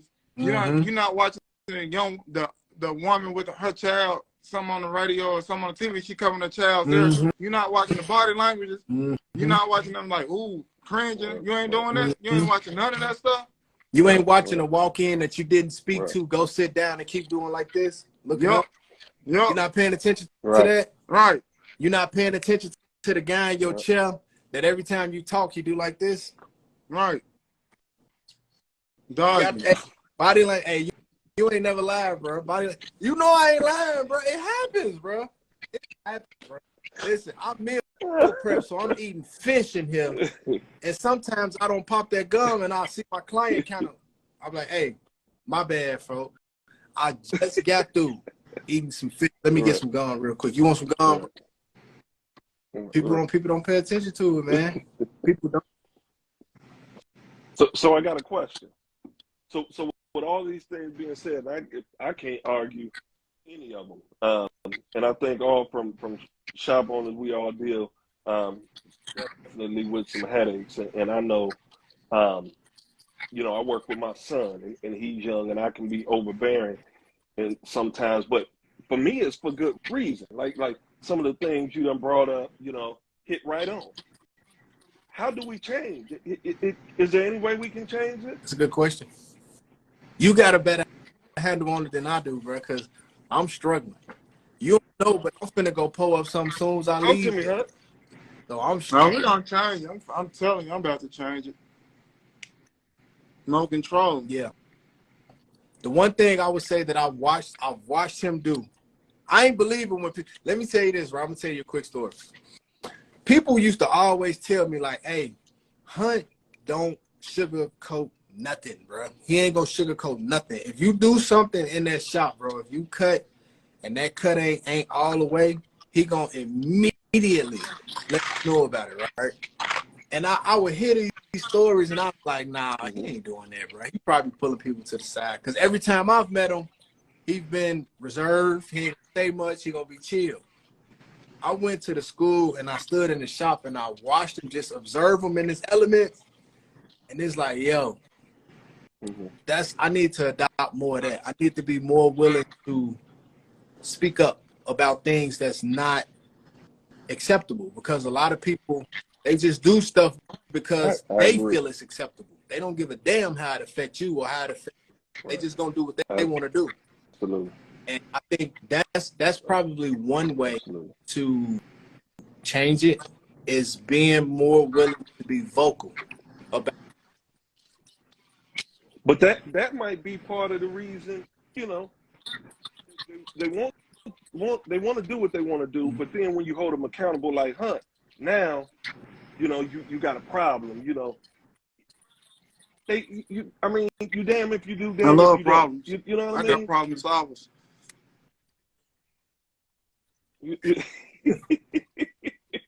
You know, it's crazy because somebody said, you know, teach by example. You can teach by example. It does that not. Don't work all the time. You can do everything the way that you expect it to be done by others every single day, and people will still observe you do it and do whatever they want to do in that direction, bro. Every day, and then act like you never said nothing to them about it. I'll tell you another thing about is what he said earlier, the contracts. Man, watching them tails. If you give a person an inch, they take a mile. I sat there and had that meeting with them Monday. I came in Saturday. They done sent the little sweet dude to the laundromat to wash the tails. The only reason it doesn't go through, because he messed it up. I texted his phone and said, "Bring your butt back to that shop and leave them tails. And act like you stole them, like somebody stole them." And when I was trying to text him, I texted him again. And I was tapping my pants to tell him to check his phone. He came up to me and said, "Huh? What you say?" Like, bro. That's the only reason to mess him up. I was gonna drive up there when I got done with that. Got done with my client and get the tails and throw them away. But yeah, it's hard. Yeah, that would make a frustrating, just anything, man. Because it's just like when you being a parent, bro. One thing that I didn't expect when it came to shop ownership was to feel like it could be associated with parents. And I hear people say all the time, you know, your business is your baby. Your business is your baby. And it's like, okay, I get it. You know, the bricks, the blood, sweat, and tears. But I never associated managing people. Like you said, you managing emotions, man. Managing however many barbers you got, plus however many clients you see that day. Whether it's talked about enough or not, you got to manage your clients too. That can't leave that out. Right. And it's something you say all the time, Shy. One of the issues with a lot of barbers now is this thought of being an independent contractor. So it's the hell with the name, you know, above the shop and how we represent that. I'm here to do me and represent myself. And it goes back to Hunt was talking about with the booking apps. If it was just the owner had the booking app and it took away, you know, which they're about getting their money, so that'll probably never happen. But that mindset, like, okay, I'm here. But and I think that poses its issues too. I know a good friend of mine has a barbershop out here in Murfreesboro. It's a very nice shop, and he does a website with a booking, you know, format. His website. Order to book with any barbers, including himself in the shop. You book from the shop's website. Bruh, why how can you work? This is what I don't understand. I'm sorry. I'm not trying to toot my own horn. I'm just being honest. Like, how can you work with me and not trust the stuff that I tell you about barbering? Like, bruh, I be trying to tell them, like, put y'all booking sites away. Like, throw them crowds away. Come on mine. and let me show you how to get these clients. Like, I got the influence. I know how to bring the clients in on the booking site. If all y'all put y'all booking sites away and let me just market from one site, it's hard to market all y'all on different sites. We on one site. I can push that one site on Google. I can push that one site on my Instagram page, on my Facebook page, and then go and do some other stuff that I ain't gonna expose unless y'all send me an invoice. I can push it on all this other stuff, and we can all eat. But y'all want to do it y'all own way and think that Bush is gonna help y'all build a clientele. So go. That's what just it's crazy. It's crazy too because man, you listen. These was perfect because you coming right in on clutch.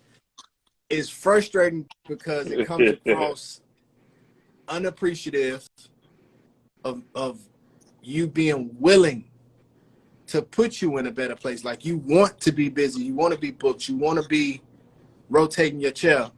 Here I am telling you, hey, I've accomplished that. You know, I want to put something in place so y'all can accomplish it too. And what it reads to me, it reads like people, they want to take your influence, they want to take your platform, they want to take your advice, and they don't want to use it to free themselves from the frustration of trying to figure it out. They want to use it to accomplish selfish agendas. Man, that's what I tell Reggie that all the time. It's like they just take, I can just what you said, it's just like bits and pieces. I'm going to take this. This worked for me, but it ain't going to give you nothing. Yeah. I'm going to take this piece because now when I book through my booking site, when I leave or if I leave, I'm going to take all my clients with me. I ain't going to, and I was about to say that. Selfishness and it's the independence. Because believe it or not, some barbers don't want to be booked up like we booked up. They want to be in there and they want to act like they cut hair, but they don't want to be. Bro, there's only one barber in my shop. I promise you. It's only one bar. Well, two, because he is Hispanic. But it's only one barber I can say for sure that I ain't touched like every one of his clients. But the rest of them, man, all them clients I done touched. Like, bro, they done been in my chest some kind of way. Like, bro, you might as well let me just show you. I done touched them anyway. I don't want them. And then a lot of times I think guys don't understand because this is another pet peeve of mine, man. And I got some plans. There's some shit in the works. But another big pet peeve that I don't think guys understand when you do that. Let's say you got a multiple hair shop. Let's say you got 7, 8 barbers in the shop. Everybody's got their own booking app they use, and they got their own barber way they book, right? They also got their own price points. They got their own way of booking. They got their own schedules because we all know you can't force. Some people just come when they got appointments. They won't even come in if they don't have appointments, right? So I think one of the biggest pet peeves for me that frustrates me the most is when somebody calls the barber shop for the first time. They didn't searched it. They didn't seen one of these nets that's been got casted thing, gain their attention, and they want to come to the shop and they want to purchase with the shop. And they call and they say, hey, man, I see y'all got this, y'all got this. Y'all look like y'all do appointments. I say, yeah, we do walk-ins, but we do priority on appointments. Oh, man, that's cool. How do I book? And it immediately puts me in a situation where I can try to explain to this person that's never been in here before and disencourage them to come all these different ways they could book, or I can tell them just come by the shop. It's to the point where I just put everybody information on Instagram, but even that it's not sufficient no more. Read what Corey the barber said. I got something for him. As an independent, I got clap back for this. As an independent barber, they may not want to depend on another human for their livelihood. Nothing wrong with them having their own. Until their wife call or come up to their shop, blame the owner for them not making no money. When you an owner and then them wives start getting on your head thinking you the reason that they dudes not making no money, then you'll think differently. When they walk in the door, drugs for haircuts, you'll think differently. When they walk in the door and do you like this in your shop, they walk in. Yeah, and the name speaking, because you done something wrong to them because they do ain't making no money. You'll think differently. Right. And then the thing is, people only tell half of the story. So they only gonna tell a piece. They gonna tell a piece that shines them in the brightest light. They not gonna tell, oh, you know, when I'm now be on my phone or I'll be outside smoking cigarettes. Or I ain't gonna tell that was with Shamika. They ain't gonna tell that was with Shamika and Chat. They ain't gonna and Chattanooga.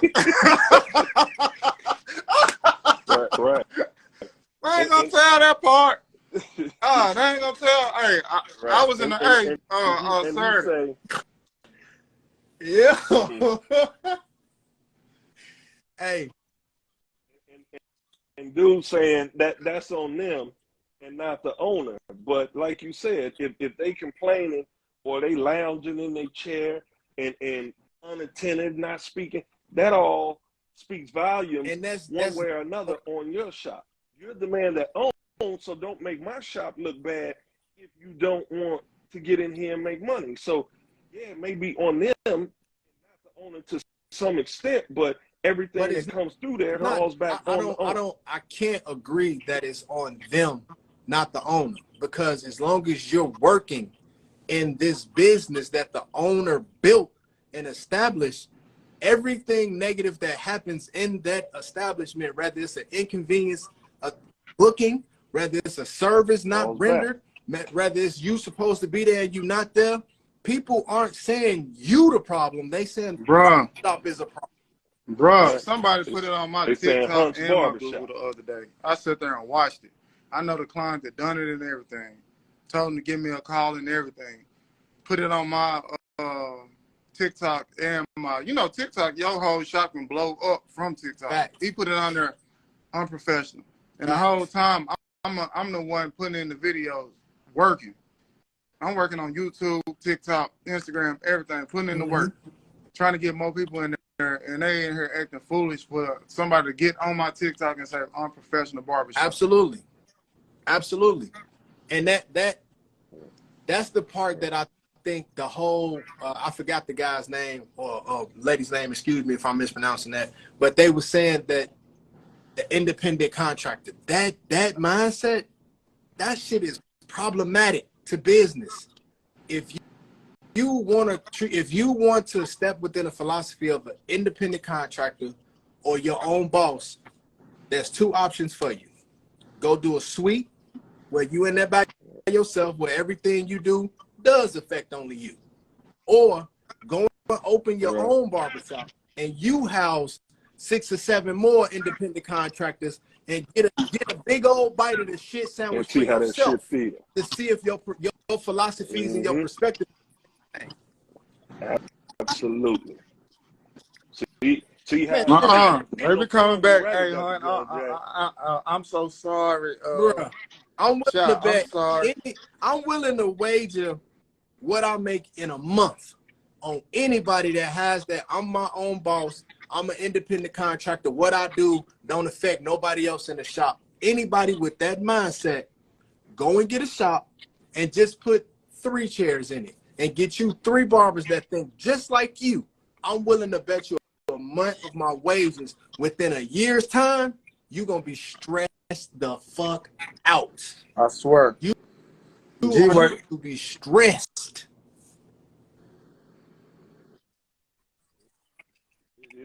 It ain't easy. Everybody talk that boss stuff till it's time to work. It ain't easy.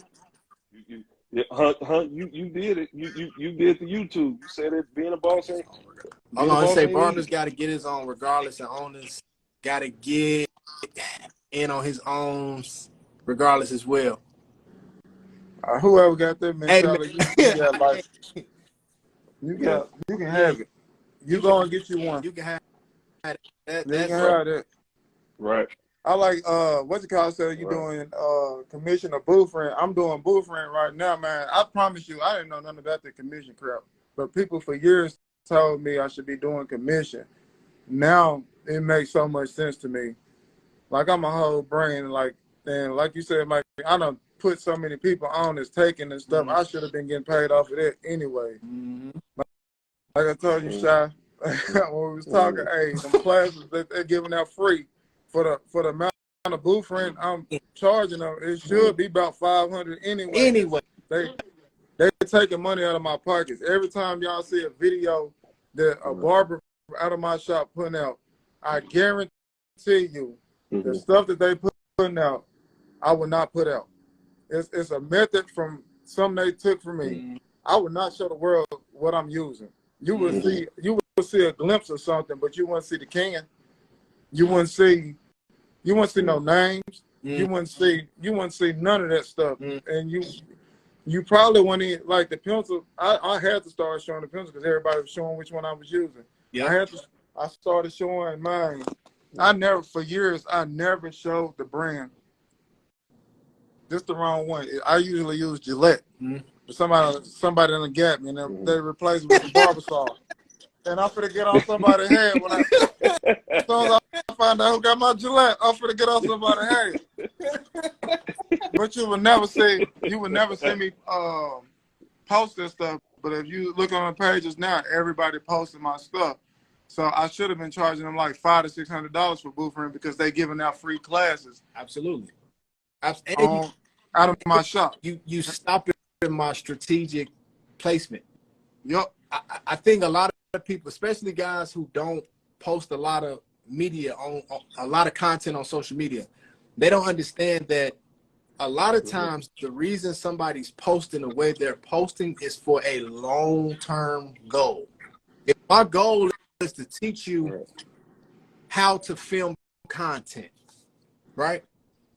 I may not show you the brand camera I'm using or the lens I'm using, but I'll show you I'm using the camera. I may not show you how I set it up and make it convenient and streamlined for myself, but I'll show you that I'm using a computer in conjunction in some way.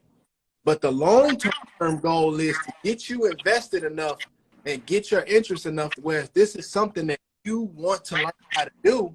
Now when I drop my class or my online course, or I tell you I got some content coming, you're going to be in the best position where you're going to be invested in that.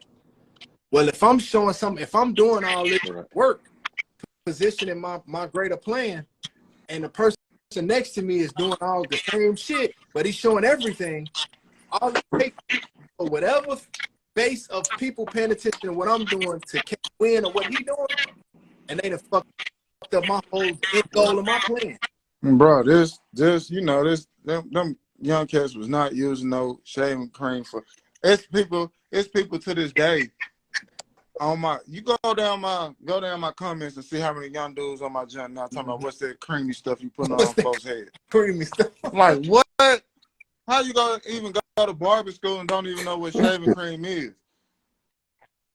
Hey, what's that? The creamy what's that white stuff. shit you put up there on the top? Hey, what is that? Come on, dog. Hey, and again, it's just I feel like again, man, we live in a generation, man, where people want instant results, instant information. They don't want to study. They don't want to learn. And how dare you say you have a class that I got to pay to go to? We live in a generation where people don't want to do it. I'll tell you something right.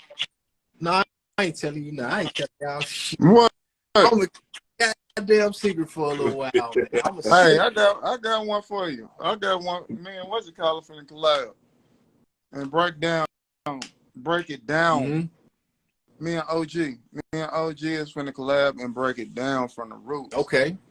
He saw when I was doing the videos with the when I showed how when I said you gotta prep, like a lot of people be buying all these liners and stuff. Mm-hmm. Hey, these liners don't hit. You gotta have these deep tooth liners. You gotta have these type of liners. Bro, no, you don't. Somebody go out and buy me some Walmart liners. I promise you, buy me some Walmart liners, and I'm gonna show you. You don't have to have these expensive liners. It's how you prep the hair before you do everything. Absolutely. And a lot of people don't know that. They don't teach you that in barber school. They ain't teaching you that in the shops. And YouTube is sure ain't teaching you that. Hey, half the YouTubers ain't got no license. What you ain't been to school. I just had that conversation last time I talked to you. A client posted it. I shared it to my story. So if you didn't see my story, anybody on here, go look at my story when you come off this live. I tried that. I thought about what you said, and I said, you know what? I'm gonna do a few haircuts without no enhancements, just to see how, because I know how important the prep work is. But let me get back to that and let me see. I cut a dude hair. All I did, wash it. I double washed it. I washed it because you know that first wash, and it's giving out game, but y'all been taking that shit anyway. So go on get some more. That first wash is only lifting the dirt. Yep. That second wash, you'll see the hair lather up even more. Now you're moving the dirt and you're stripping the oils. Don't condition. Took them straight to the chair. Did everything, cut it all down. And I put liners that I ain't used in a minute. These liners I use for kids. Go to this. If you don't believe me, y'all. I know. I saw. He said, "I love haircut days," and he said, "No razor." No, yes, sir. Yeah, I saw. No razor, no enhancements. Yep. Nothing, bro. Just all like you said, just bare bone prep work. People don't know. Hey, for the longest, I think my auntie bought me a pair of trimmers, and it was from Walmart. And that's what I used. That's what I was coming with from 13 until like 22. Even when I got my license, I still had them joints. And I ain't have no lever on them. And this the guards I was using like these type of guards. I was fading with them. I was cutting down the hair with them. I was doing everything with them. That's why I got so. That's how my wrist got like that. But man, that's how I know you gotta prep all that stuff before you do that crap. Hey, you was savage. You was out there fading people head up with trimmers with the knee guard on. Yeah. Right. Savage, bro. Hey, and this brought up, I just seen my homie King Cam Cuts. Hey, Cam, his phone probably, we gonna get him back on. Cam, big shout out to you. That made me think of another point. A lot of people ask for information and you give them the information and they don't use it. Cam, I want to shout him out because anytime I've ever got a chance to talk to him, bro, he asks questions to get knowledge. And once he get the information, bro, he immediately apply it, bro. Immediately reply. It's to the point where Cam will take some of your information and apply it and then mix in that Cam. You'll start asking him, hey, bro, you get what you got from what, you know what I'm saying? What we just, Cam a dog, bro. That's what's up. That's what's up. Man. Yeah, Hunt got a lot on his mind. Hey, man. You're a good dude, man. I hate the false narrative that people create about him. State, man, in this city. I don't like it, bro. So I got a question for you. Do you go to I used to. I ain't barber been shows? since COVID. I'm about to get back on it though. That's why I've been posting like that. I've been talking more. Okay. It's always interesting. Let me ask you this question. It go a good question. So when a newer barber comes to a barber show and they see Hunt, they light up like, damn, that's dude I seen on da da da da da da da. I know you've seen that before. I'm gonna tell you. Yeah, go ahead. I'm gonna let you finish. Anybody that you've ever seen at a barber show that kind of gave you that impression for you, where you was like, damn, that's such. Yeah, Huh? You ain't gonna say who it is or who it was? Yeah. Kenny Duncan. Kenny Duncan. Okay. I saw Kenny. I was like, oh, that's Kenny. And I saw Smash for the first time. Yes, sir. When I saw Smash for the first time, it was like, golly, that's Smash. Yeah. That's when Smash was chunky. I think he was still living in Baton Rouge then. Hey, he a little bitty dude too, man. I ain't know he was. Yeah, he's short, bro. Is it? OG, another one. When I seen OG, bro, it was like, nigga, that's, and from Instagram, you would think OG Walker is tall as the damn ceiling, bro. I'm gonna tell y'all who tall. Man, he look like a killer. What's that old head name out of Jersey? If I want to, Real, mind it, huh? Real dark skin. Dark skin. Big He beard. a killer. Yes. Not Fahim out of Philly. Wiz. Wiz. Yeah. Yeah. I don't know who that is. Y'all better follow him. Really? He a dog. Really? Yeah. He a dog. Okay. Okay. Man, I seen him out in Atlanta. Like he probably looked like how I look to people. It was like I wanted to go over there and look at, say something to him. He was like, "You better not come over here." He was looking at me like, "You better not come over here. You better not. You better not even." I made a step towards it, and he was looking at me like, "You better not." Right. Man, what's Yeah. So you name? He an Andes educator. He just had the clippers with the gorilla face on it, the white voice. Miss Popular Nobody, bro. He another giant, just don't look approachable, bro. Mm-hmm. He does not look approachable. But then he starts talking to you like, this dude, nice as fuck. Looks up to see. Yeah. What you call it? Grizz. Right. Yeah. Grizz like that. He don't look approachable, but when you start talking to him, cool as a fan. Yeah, yeah. You got a shop that's like that, bro. The older guy. Big Rob. He was, when I was there, he was in that first chair. Rob, he got a beard. Dark skin. Yeah. Man, Rob. From the outside, somebody that ain't never seen him before, he does not look approachable, bro. If he was my barber and I booked him for the first time, I'm like, God damn, bro. So you say, I'm looking for Rob Cheese to do the look great. Hey, looking for me? Man, I don't get you.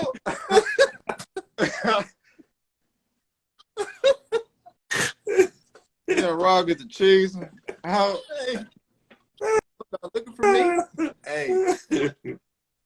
But it's a beautiful thing, man, for us to have this platform and have somebody on here of your stature in the game that also pays homage to other people that's doing it. And that's what we need in this industry. You know what I'm saying? Just more respect and more love amongst barbers. Because the room out here for everybody to get it, man. Definitely. Like, for real. Let me ask you this, man. Do you feel like it's any subjects that we didn't touch on that you need to get out there? Or if you had something that you want to just put out to the world, what's on Hunt's mind that you just need people to know? Basically, what he just said, like, man, it's so much money out here. And man, just stop all that hating. Stop all that hating, man. Get out here and get that money. Stop worrying about what the next person doing. Like, I say this all the time. I don't care if we in the plaza and there's 3 barbershops in the plaza. I ain't worried about what the next 2 barbershops doing, man. There's enough money out here for everybody to get it. And most of the time, I'm just going to throw a number right here. And this ain't real numbers for all y'all literal people. Just say we living in a small town and it's 30 barbers in the town. And the population is 30,000. How many people can you get per barber? 100 a barber. You gotta think of it like that when you think of barbering. Now think of it on a larger scale. Say if it's we got 1,600 barbers and then we got let's say 880,000 people in the population. Man, that's so many people per barber, man. That's well over 1,000 people per barber, bro. Yeah, you just gotta try to get your piece of that. And here's population. Let me expand on that. You don't even need to get 100 people. Nope. You honestly only need 15 to 20 consistent clients. Keep your revolving door. And what I was gonna say when he put up that number, what it does is show that it's still a shortage of barbers in comparison to the population. Correct. I think people they mesmerize themselves because as barbers, we go on Instagram and we follow a bunch of barbers. So when you go on Instagram, you be like, damn, it's a whole bunch of everybody a barber now. Nigga, you follow 100 barbers. What you expect? Right. But when you really look at it from the perspective, like you said, of numbers. If it's a city of 70 or 700,000 people, less than 10% of that population are barbers. Bro, people don't. Right. That's what I love about you too, bro. That's something that you did in that class. I was on Instagram and I was taking pictures and I was just throwing shit up against the wall, seeing what a stick. When you sat down and you said, "Hey, bro, I'm throwing shit up against the wall, seeing a stick. Let me show you how to read the numbers. Let me show you how to understand what algorithms is. Not algorithm, but let me show you how to understand what analytics are. How you can do your own research from what you're doing." Mm-hmm. My right-handed guy, bro. After that, I started to see the numbers go up. Because it was like, oh, okay, I see. I'm posting shit 4 hours before anybody is active where I am. Or what I'm posting ain't got nothing to do with what I'm doing. Or what I'm posting ain't got no call to action. I'm just posting shit.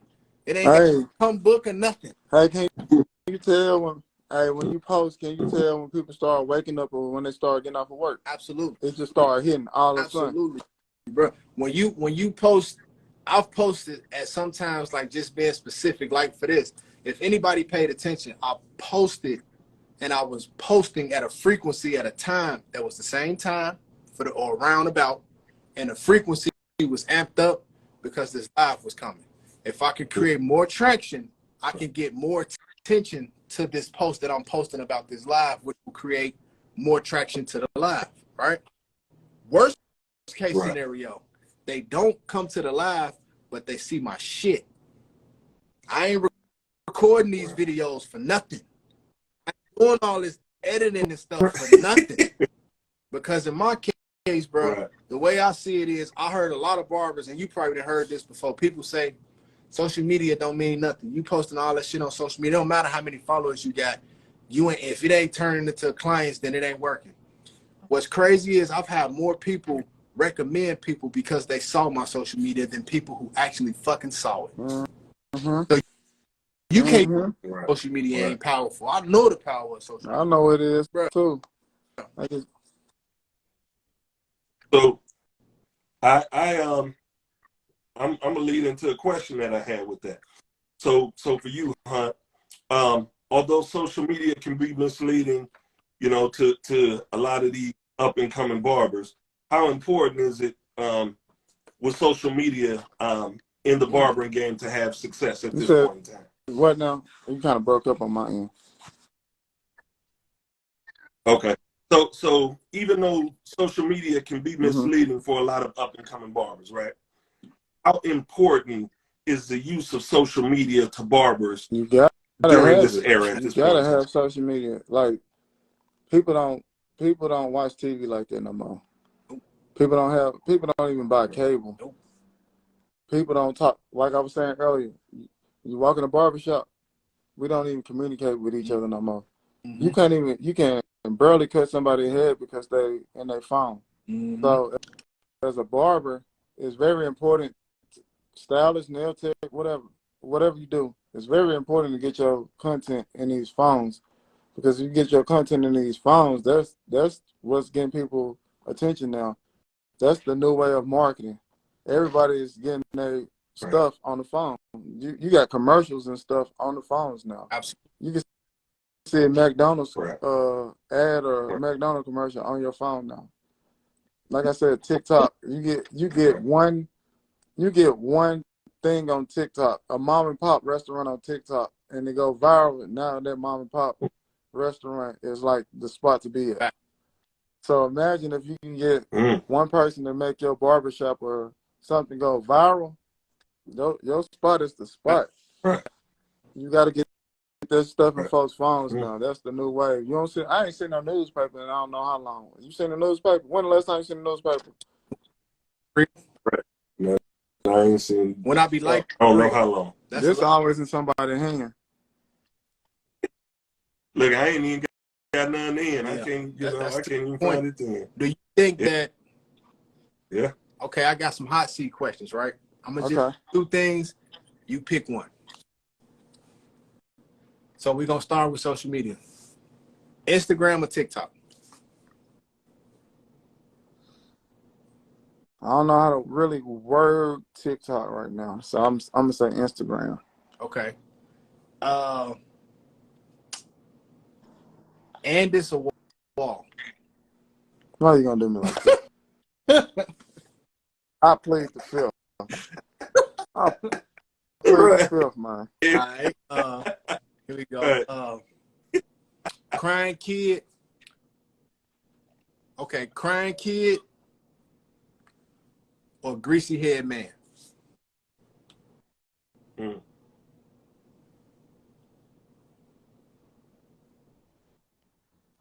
I'm gonna say that crying kid.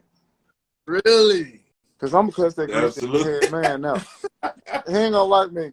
I might be a little more patient with that crying kid. I was saying ABCs to him, he probably stopped crying. Okay. That greasy head man, I'm probably gonna talk so well to him. Okay. Cause you know better. I got another one. No call, no show, or a parent in the shop not paying their kids no attention?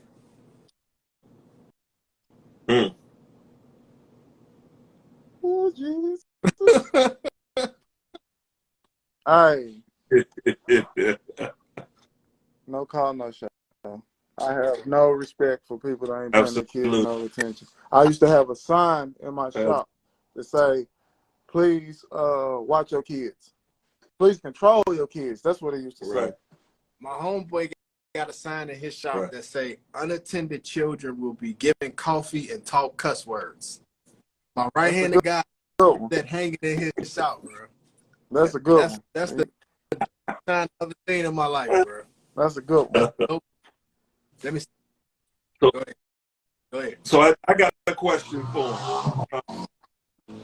If you had one person get in your chair and cut, past, present, if I had one who would it be and why? If you could have one person, just one person. That's a good question. Cut their head just one time, past. Who? I'm probably gonna sit down with Jay-Z. Some people be saying, that's why? Whole ass service. And why is that? Some people say, what's the other one name?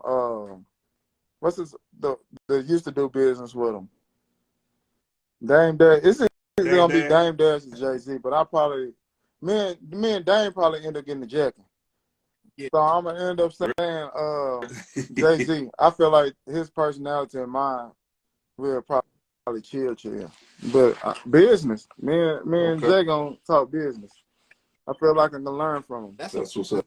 Question. Hey, Ash, let me same question to you, bro. Who, if you could cut one person, who would it be? Me, I'm gonna get sentimental on you. It would be, man, my homeboy who was a barber, man, that we lost unexpectedly. You know, he was 32. It just everything was good one day till it wasn't. So if I could had it last time with him and just have him in the chair, it would be him. Yeah. It's crazy, bro. You done took me on a whole nother path. I was gonna say a celebrity, but in thinking about it, man, you're right. I don't know if it made his way out, if the news made his way out there to Nashville yet, but a guy I went to school with, man, he was still in school. He came in a little later. I just talked to this brother. He's young too, man, 24 years. I just talked to this brother last Thursday.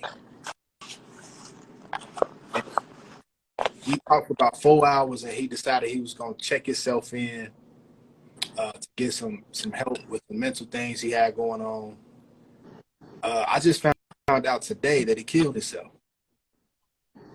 And I think that kind of goes without saying.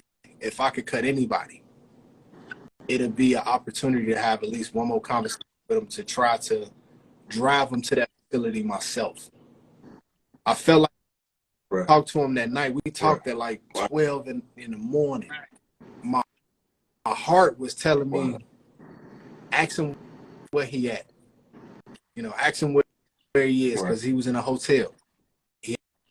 got a week left in the hotel, and he kept putting emphasis on, well, once this week is up, I ain't got nowhere to lay my week is up, I ain't got nowhere to lay my head. And my heart kept telling me, ask him where he at. That way, either tonight or tomorrow or sometime within that week, I can go get him and I can drive him to this thing. But as you know, life get busy, man. I got a daughter, I got a wife, I got a business that I'm trying to social media, and it escaped me. And I regret to say, man, I just found out today by another sister that goes to the school that young man killed himself, bro. Dang, you get them feelings, man. That's why I don't care who it is. Like, man, you get them feelings, it's all right to check on somebody, bro. It's you wake up in the morning and you thinking about somebody you ain't thought about in a long time or something like that, man. Pick up that phone. It can be somebody like you dealt with an enemy or something like that. You pick up that phone and say, man, I don't know what's on. Why you came across my mind? I'm just checking on you. Cause I know I had a friend like that, man. That man kept hitting me up. They kept telling me, come on. They just wanted to kick me one time, him and my other friend. And I kept on, I was busy. I was like, man, I'm going to come kick it with y'all. It was on a Sunday. I got too busy and didn't make it over there. Monday, he got hit in his back 5 times. Somebody shot him in the back 5 times. Yeah, man. And you got a mind. Wow. It was just like, man, I should have reached out to him. Some told me to hit them up when I got there, and it was my last time seeing them. Right. And that's the part that hurt the worst, man. It's when you think about, I don't think it's too much of anything that could prepare you for somebody passing, right? We've all tried, like, you know, with an elderly member of our family or something. You try to prepare yourself for when they gone. But you can never really prepare yourself, right. And then it's even more of a shock to the system when somebody just suddenly be gone. And it's like, damn. And then you start, for me, I start thinking back, what could I've done? What could I've done? What could I've done? What could I've done? What could I've done? That's why every time I talk to you, bro, and tell me if you tell the world if I'm bullshit. Every time I talk to you, we get off that phone, what do I? Talking to me and him. You. I know your stubborn self, or whatever you say. I ain't gonna call, but if you need me, yeah, let me know, bro. Mm-hmm. Because it's like you said, man. It's just sometimes, man, life get long on you, bro. You get pulled and stretched in so many different directions that you may have all the purest intentions with things, but you know, living life, having children, bills, and dealing with your own stuff, pull you away from people, man. And unfortunately, people like yourself, I believe people like me and people like us, you still have a responsibility to people who look to you for guidance, bro. They look to you for some kind of clarity on some things. I may not be able to solve your problem, but if I could just offer you an ear to listen to your problem, that's all I got. And that's something, man. And yeah, I like I said, I talked to that dude for 4 fucking hours that night, bro. And then to find out today that shit rough, bro. That's a thing that makes me want to tell people when you're getting into when you get into any business where you working for yourself in the sense of you dictate and control your growth, you dictate and control your consistency with it. You ain't got to punch a clock. You're not worried about getting written up.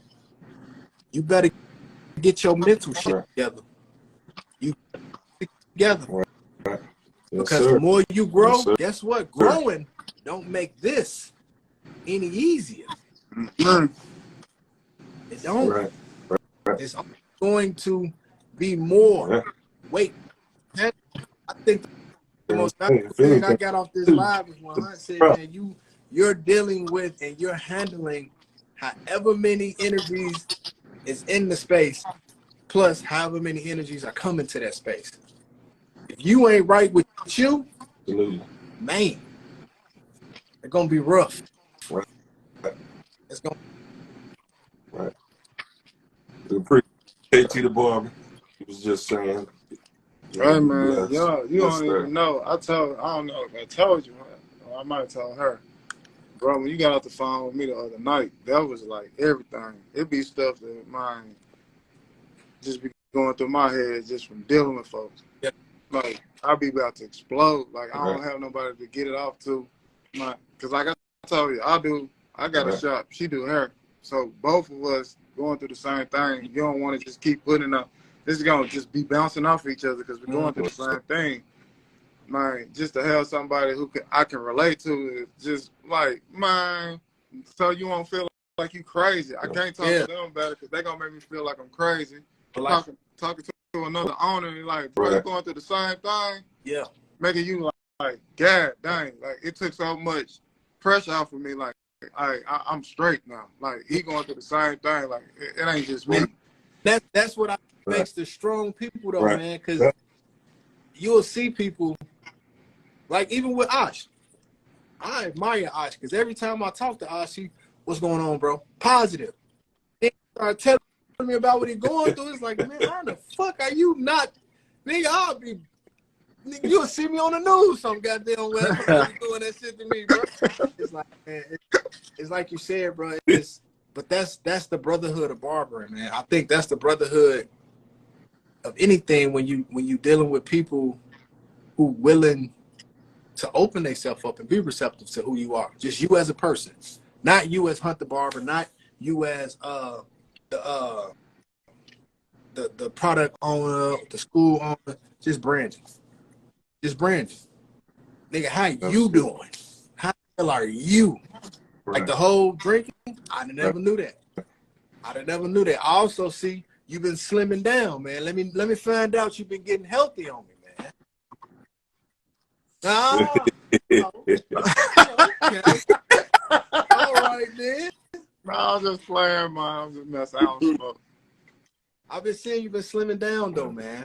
And it's, hey, man, somebody has to be that. What Don Tripp said, no, not Don Tripp. It was a check up on your strong friends, bro. What'd you say? You saying something? I said you better quote it right if you're gonna quote it. Hey, listen, I'm a Tripp fiend, bro. You know what I'm saying? I don't mean it. You know what I'm saying? You know what I'm saying? I listen to Tripp, bro. But yeah, man, another thing to be draining me, like this is my last time saying something about it. Like I think I told you this the other night. Like when you try to bring, well, I ain't gonna say try to bring people up. When you doing so well and people seeing you doing well and they trying to start something, it don't matter what it is, like they trying to start their little business or something, they see you doing well and they try to tag along with you to bring themselves up. And you trying to teach them, okay, if you're gonna do this, you got to do it a certain way to make yourself get to this level. But they want to like half step or feel like you don't know what you're talking about. But I'm already up here. I'm trying to show you how I got here. Like I ain't making this stuff up. But then you doing this, and as soon as I say, hey, I don't feel like I want to do this no more. I'm the bad person. The problem because you as the bad business dealings, yeah. Yeah, and I always say, man, it don't be me. I always hate cutting people off. I ain't bad at cutting people off. I don't have a problem with cutting people off. But once you cut that one person off, they go and tell 10 other people. And 10 other people don't hear your story. They just hear that one person's story. And that's where the bad come from. I heard Hunt like this. So you think about how many people come to Hunt trying to get help. So just think if I try to help 5 people. I'm always helping people. And then 5 people, you know how the world is now, man. You can tell somebody something, they're gonna blow it off. You can say, hey, do it this way. They ain't gonna do it. And I got a low tolerance for stuff like that. Okay, I say something and you cut me off, I'm done with you. I promise you, I'm done. I don't want to do it no more. So I cut 5 people off. That's 50 people that I'm told. So 50 people look at me like, hey, this man an asshole. This man this, he that.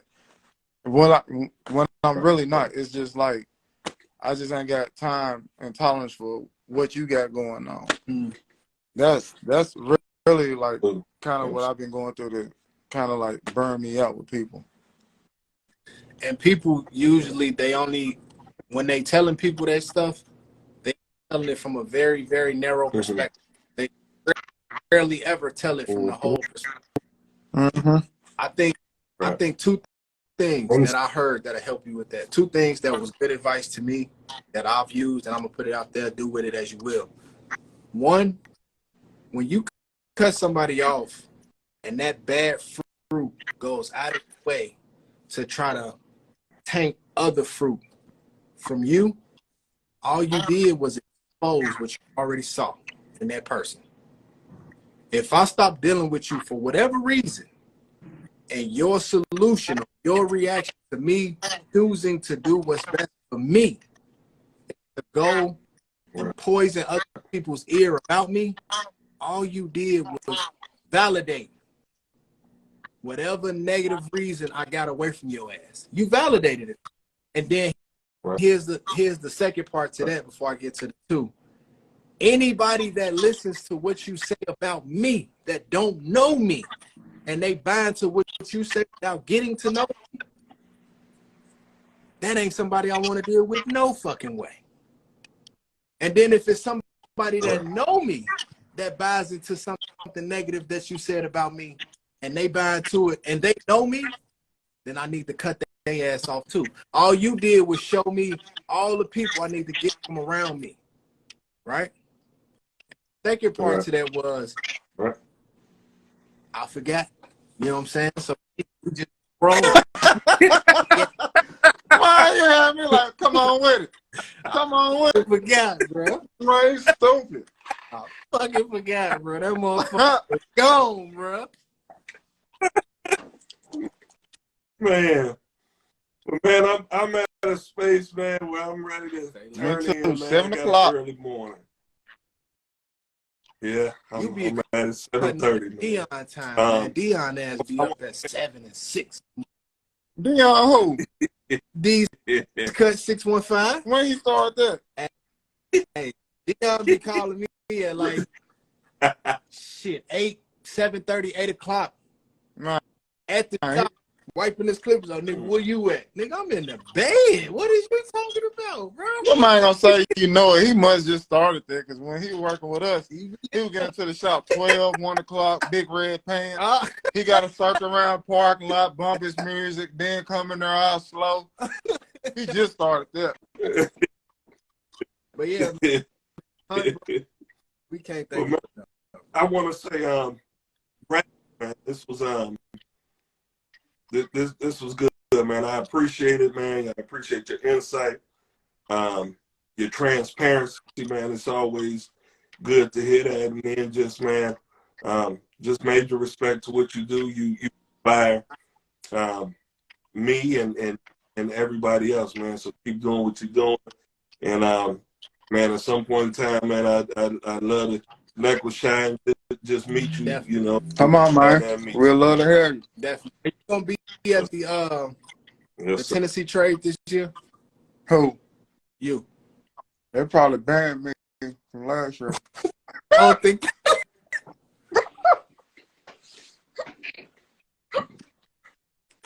They probably banned you, boy. I don't ban you, bro.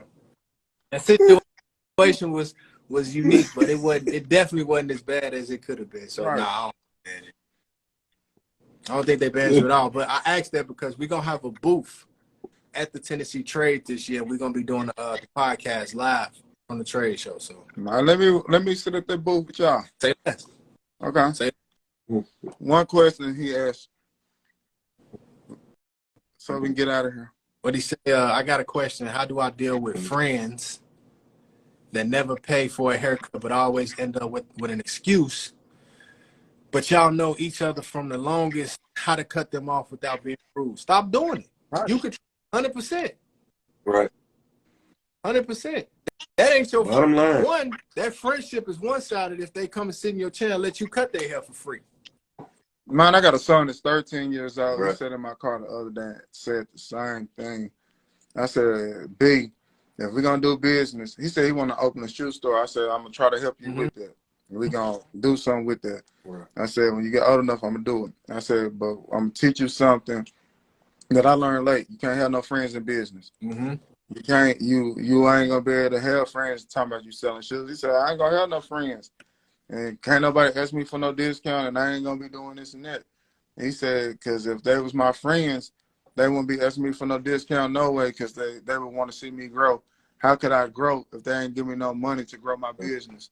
So that is not your friend. Absolutely. 13. He going to be a monster, boy. I hope he be a monster the right way, because the way he going on. Oh, that's what I was going to say about the business thing, bro. Not to hold you up, Ash. I think people who try to do business, right?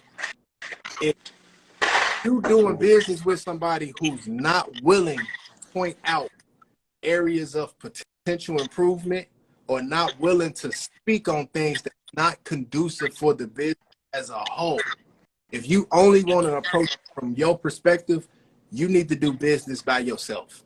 You need to bring people into that fold, because my mother told me this.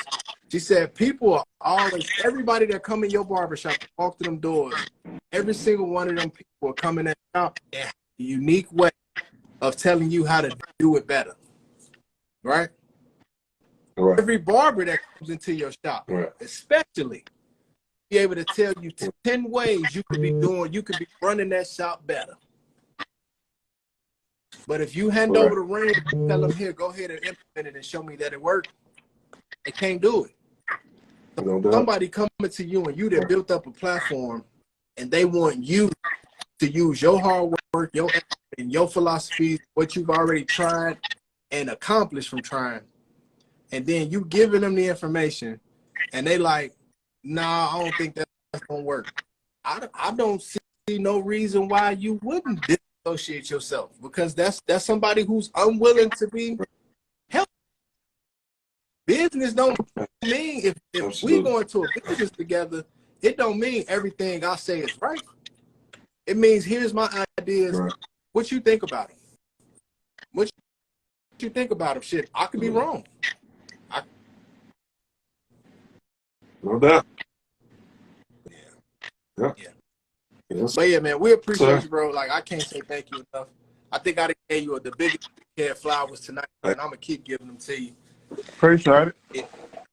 If this is your first time coming on here, make sure you click up top right there, drop down window, follow at Hunt the Barber, and follow our Cut My Way Out podcast, and turn on your post notifications for both. Hunt been going crazy with his post. I Cut My Way Out podcast. I've been going crazy with our posts. We've been a lot more consistent. There's going to be plenty more lives like this and opportunities for people, or if you yourself are a barber, shop owner, business owner, somebody in some way, some conjunction associated with this industry. Please reach out to us. We are always interested in getting new up and coming people on the live, as well as established barbers and people who are way beyond the stratosphere, right? Anybody can come on and be willing to be transparent and share themselves with the people who watch them. That's a special, unique person. Absolutely. Thank everybody for joining us. Hunt again, man. Gratitude. Thank y'all for having me. Beautiful night. Hearing your voice, your whole thing to shut down. You tired, bro. I ain't mad at you. Hey, appreciate you, Hunt. I appreciate y'all, man. Right. Y'all too, bro. Man, y'all have a great night. All right.